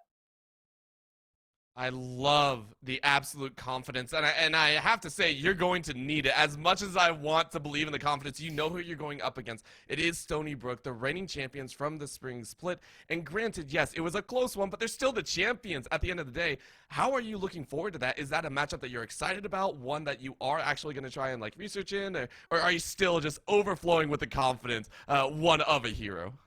I mean, we feel great right now. Post bracket sheets or post playoff sheets is gonna feel great. But looking to the next matchup, I mean, it's not the finals. It's not the end of the tournament. We gotta look at it as just another match. We can't get too in our heads about it. It's nothing special. It's just work. We gotta take care of it. We gotta win. We gotta move on. All right, regular 9 to 5. I appreciate that one. Pops, last question for you, of course. With basically your inaugural showing here in the playoffs, are there any kind words that you'd like to give out to any of your teammates, any of your coaches, or anyone that has helped you along your journey so far? I want to give 2 big shout outs. First off, Cam. I love it. Turned it up. He got embarrassed. And we said, Cam, we still believe in you, dude. Just go out there and win. And he went out there and he won for us. He basically won the whole game for us. I had to do anything. I left the room. I didn't even feel like watching because I was like, wow, we already won. Like he did everything for us. That guy saved us, bro. I love that guy. Great guy. Second shout out, Rob V1. That's my guy. He taught me how to play Smash Bros. So that's my other shout out. But mostly Cam. Cam's my MVP. If I had to pick someone who's best player in this so far for us, I'm picking him. All right, well, there you go. Pops, thank you so much for the interview. Congratulations on your victory, and we will see you later on in the bracket. All right, thanks, guys. With that, of course, we are done here tonight for Nay Starly. We had a fantastic start to our Super Smash Bros. Ultimate Challenge here. It is going to be the playoffs still running. Next week, I believe, will be the top 8, the quarterfinals to run their course. Of course, myself and Soy Sauce will be there to cover all of the amazing action and hopefully have even closer best of 3s in that one. Thank you so much to everyone who tuned in here tonight, and have a fantastic evening.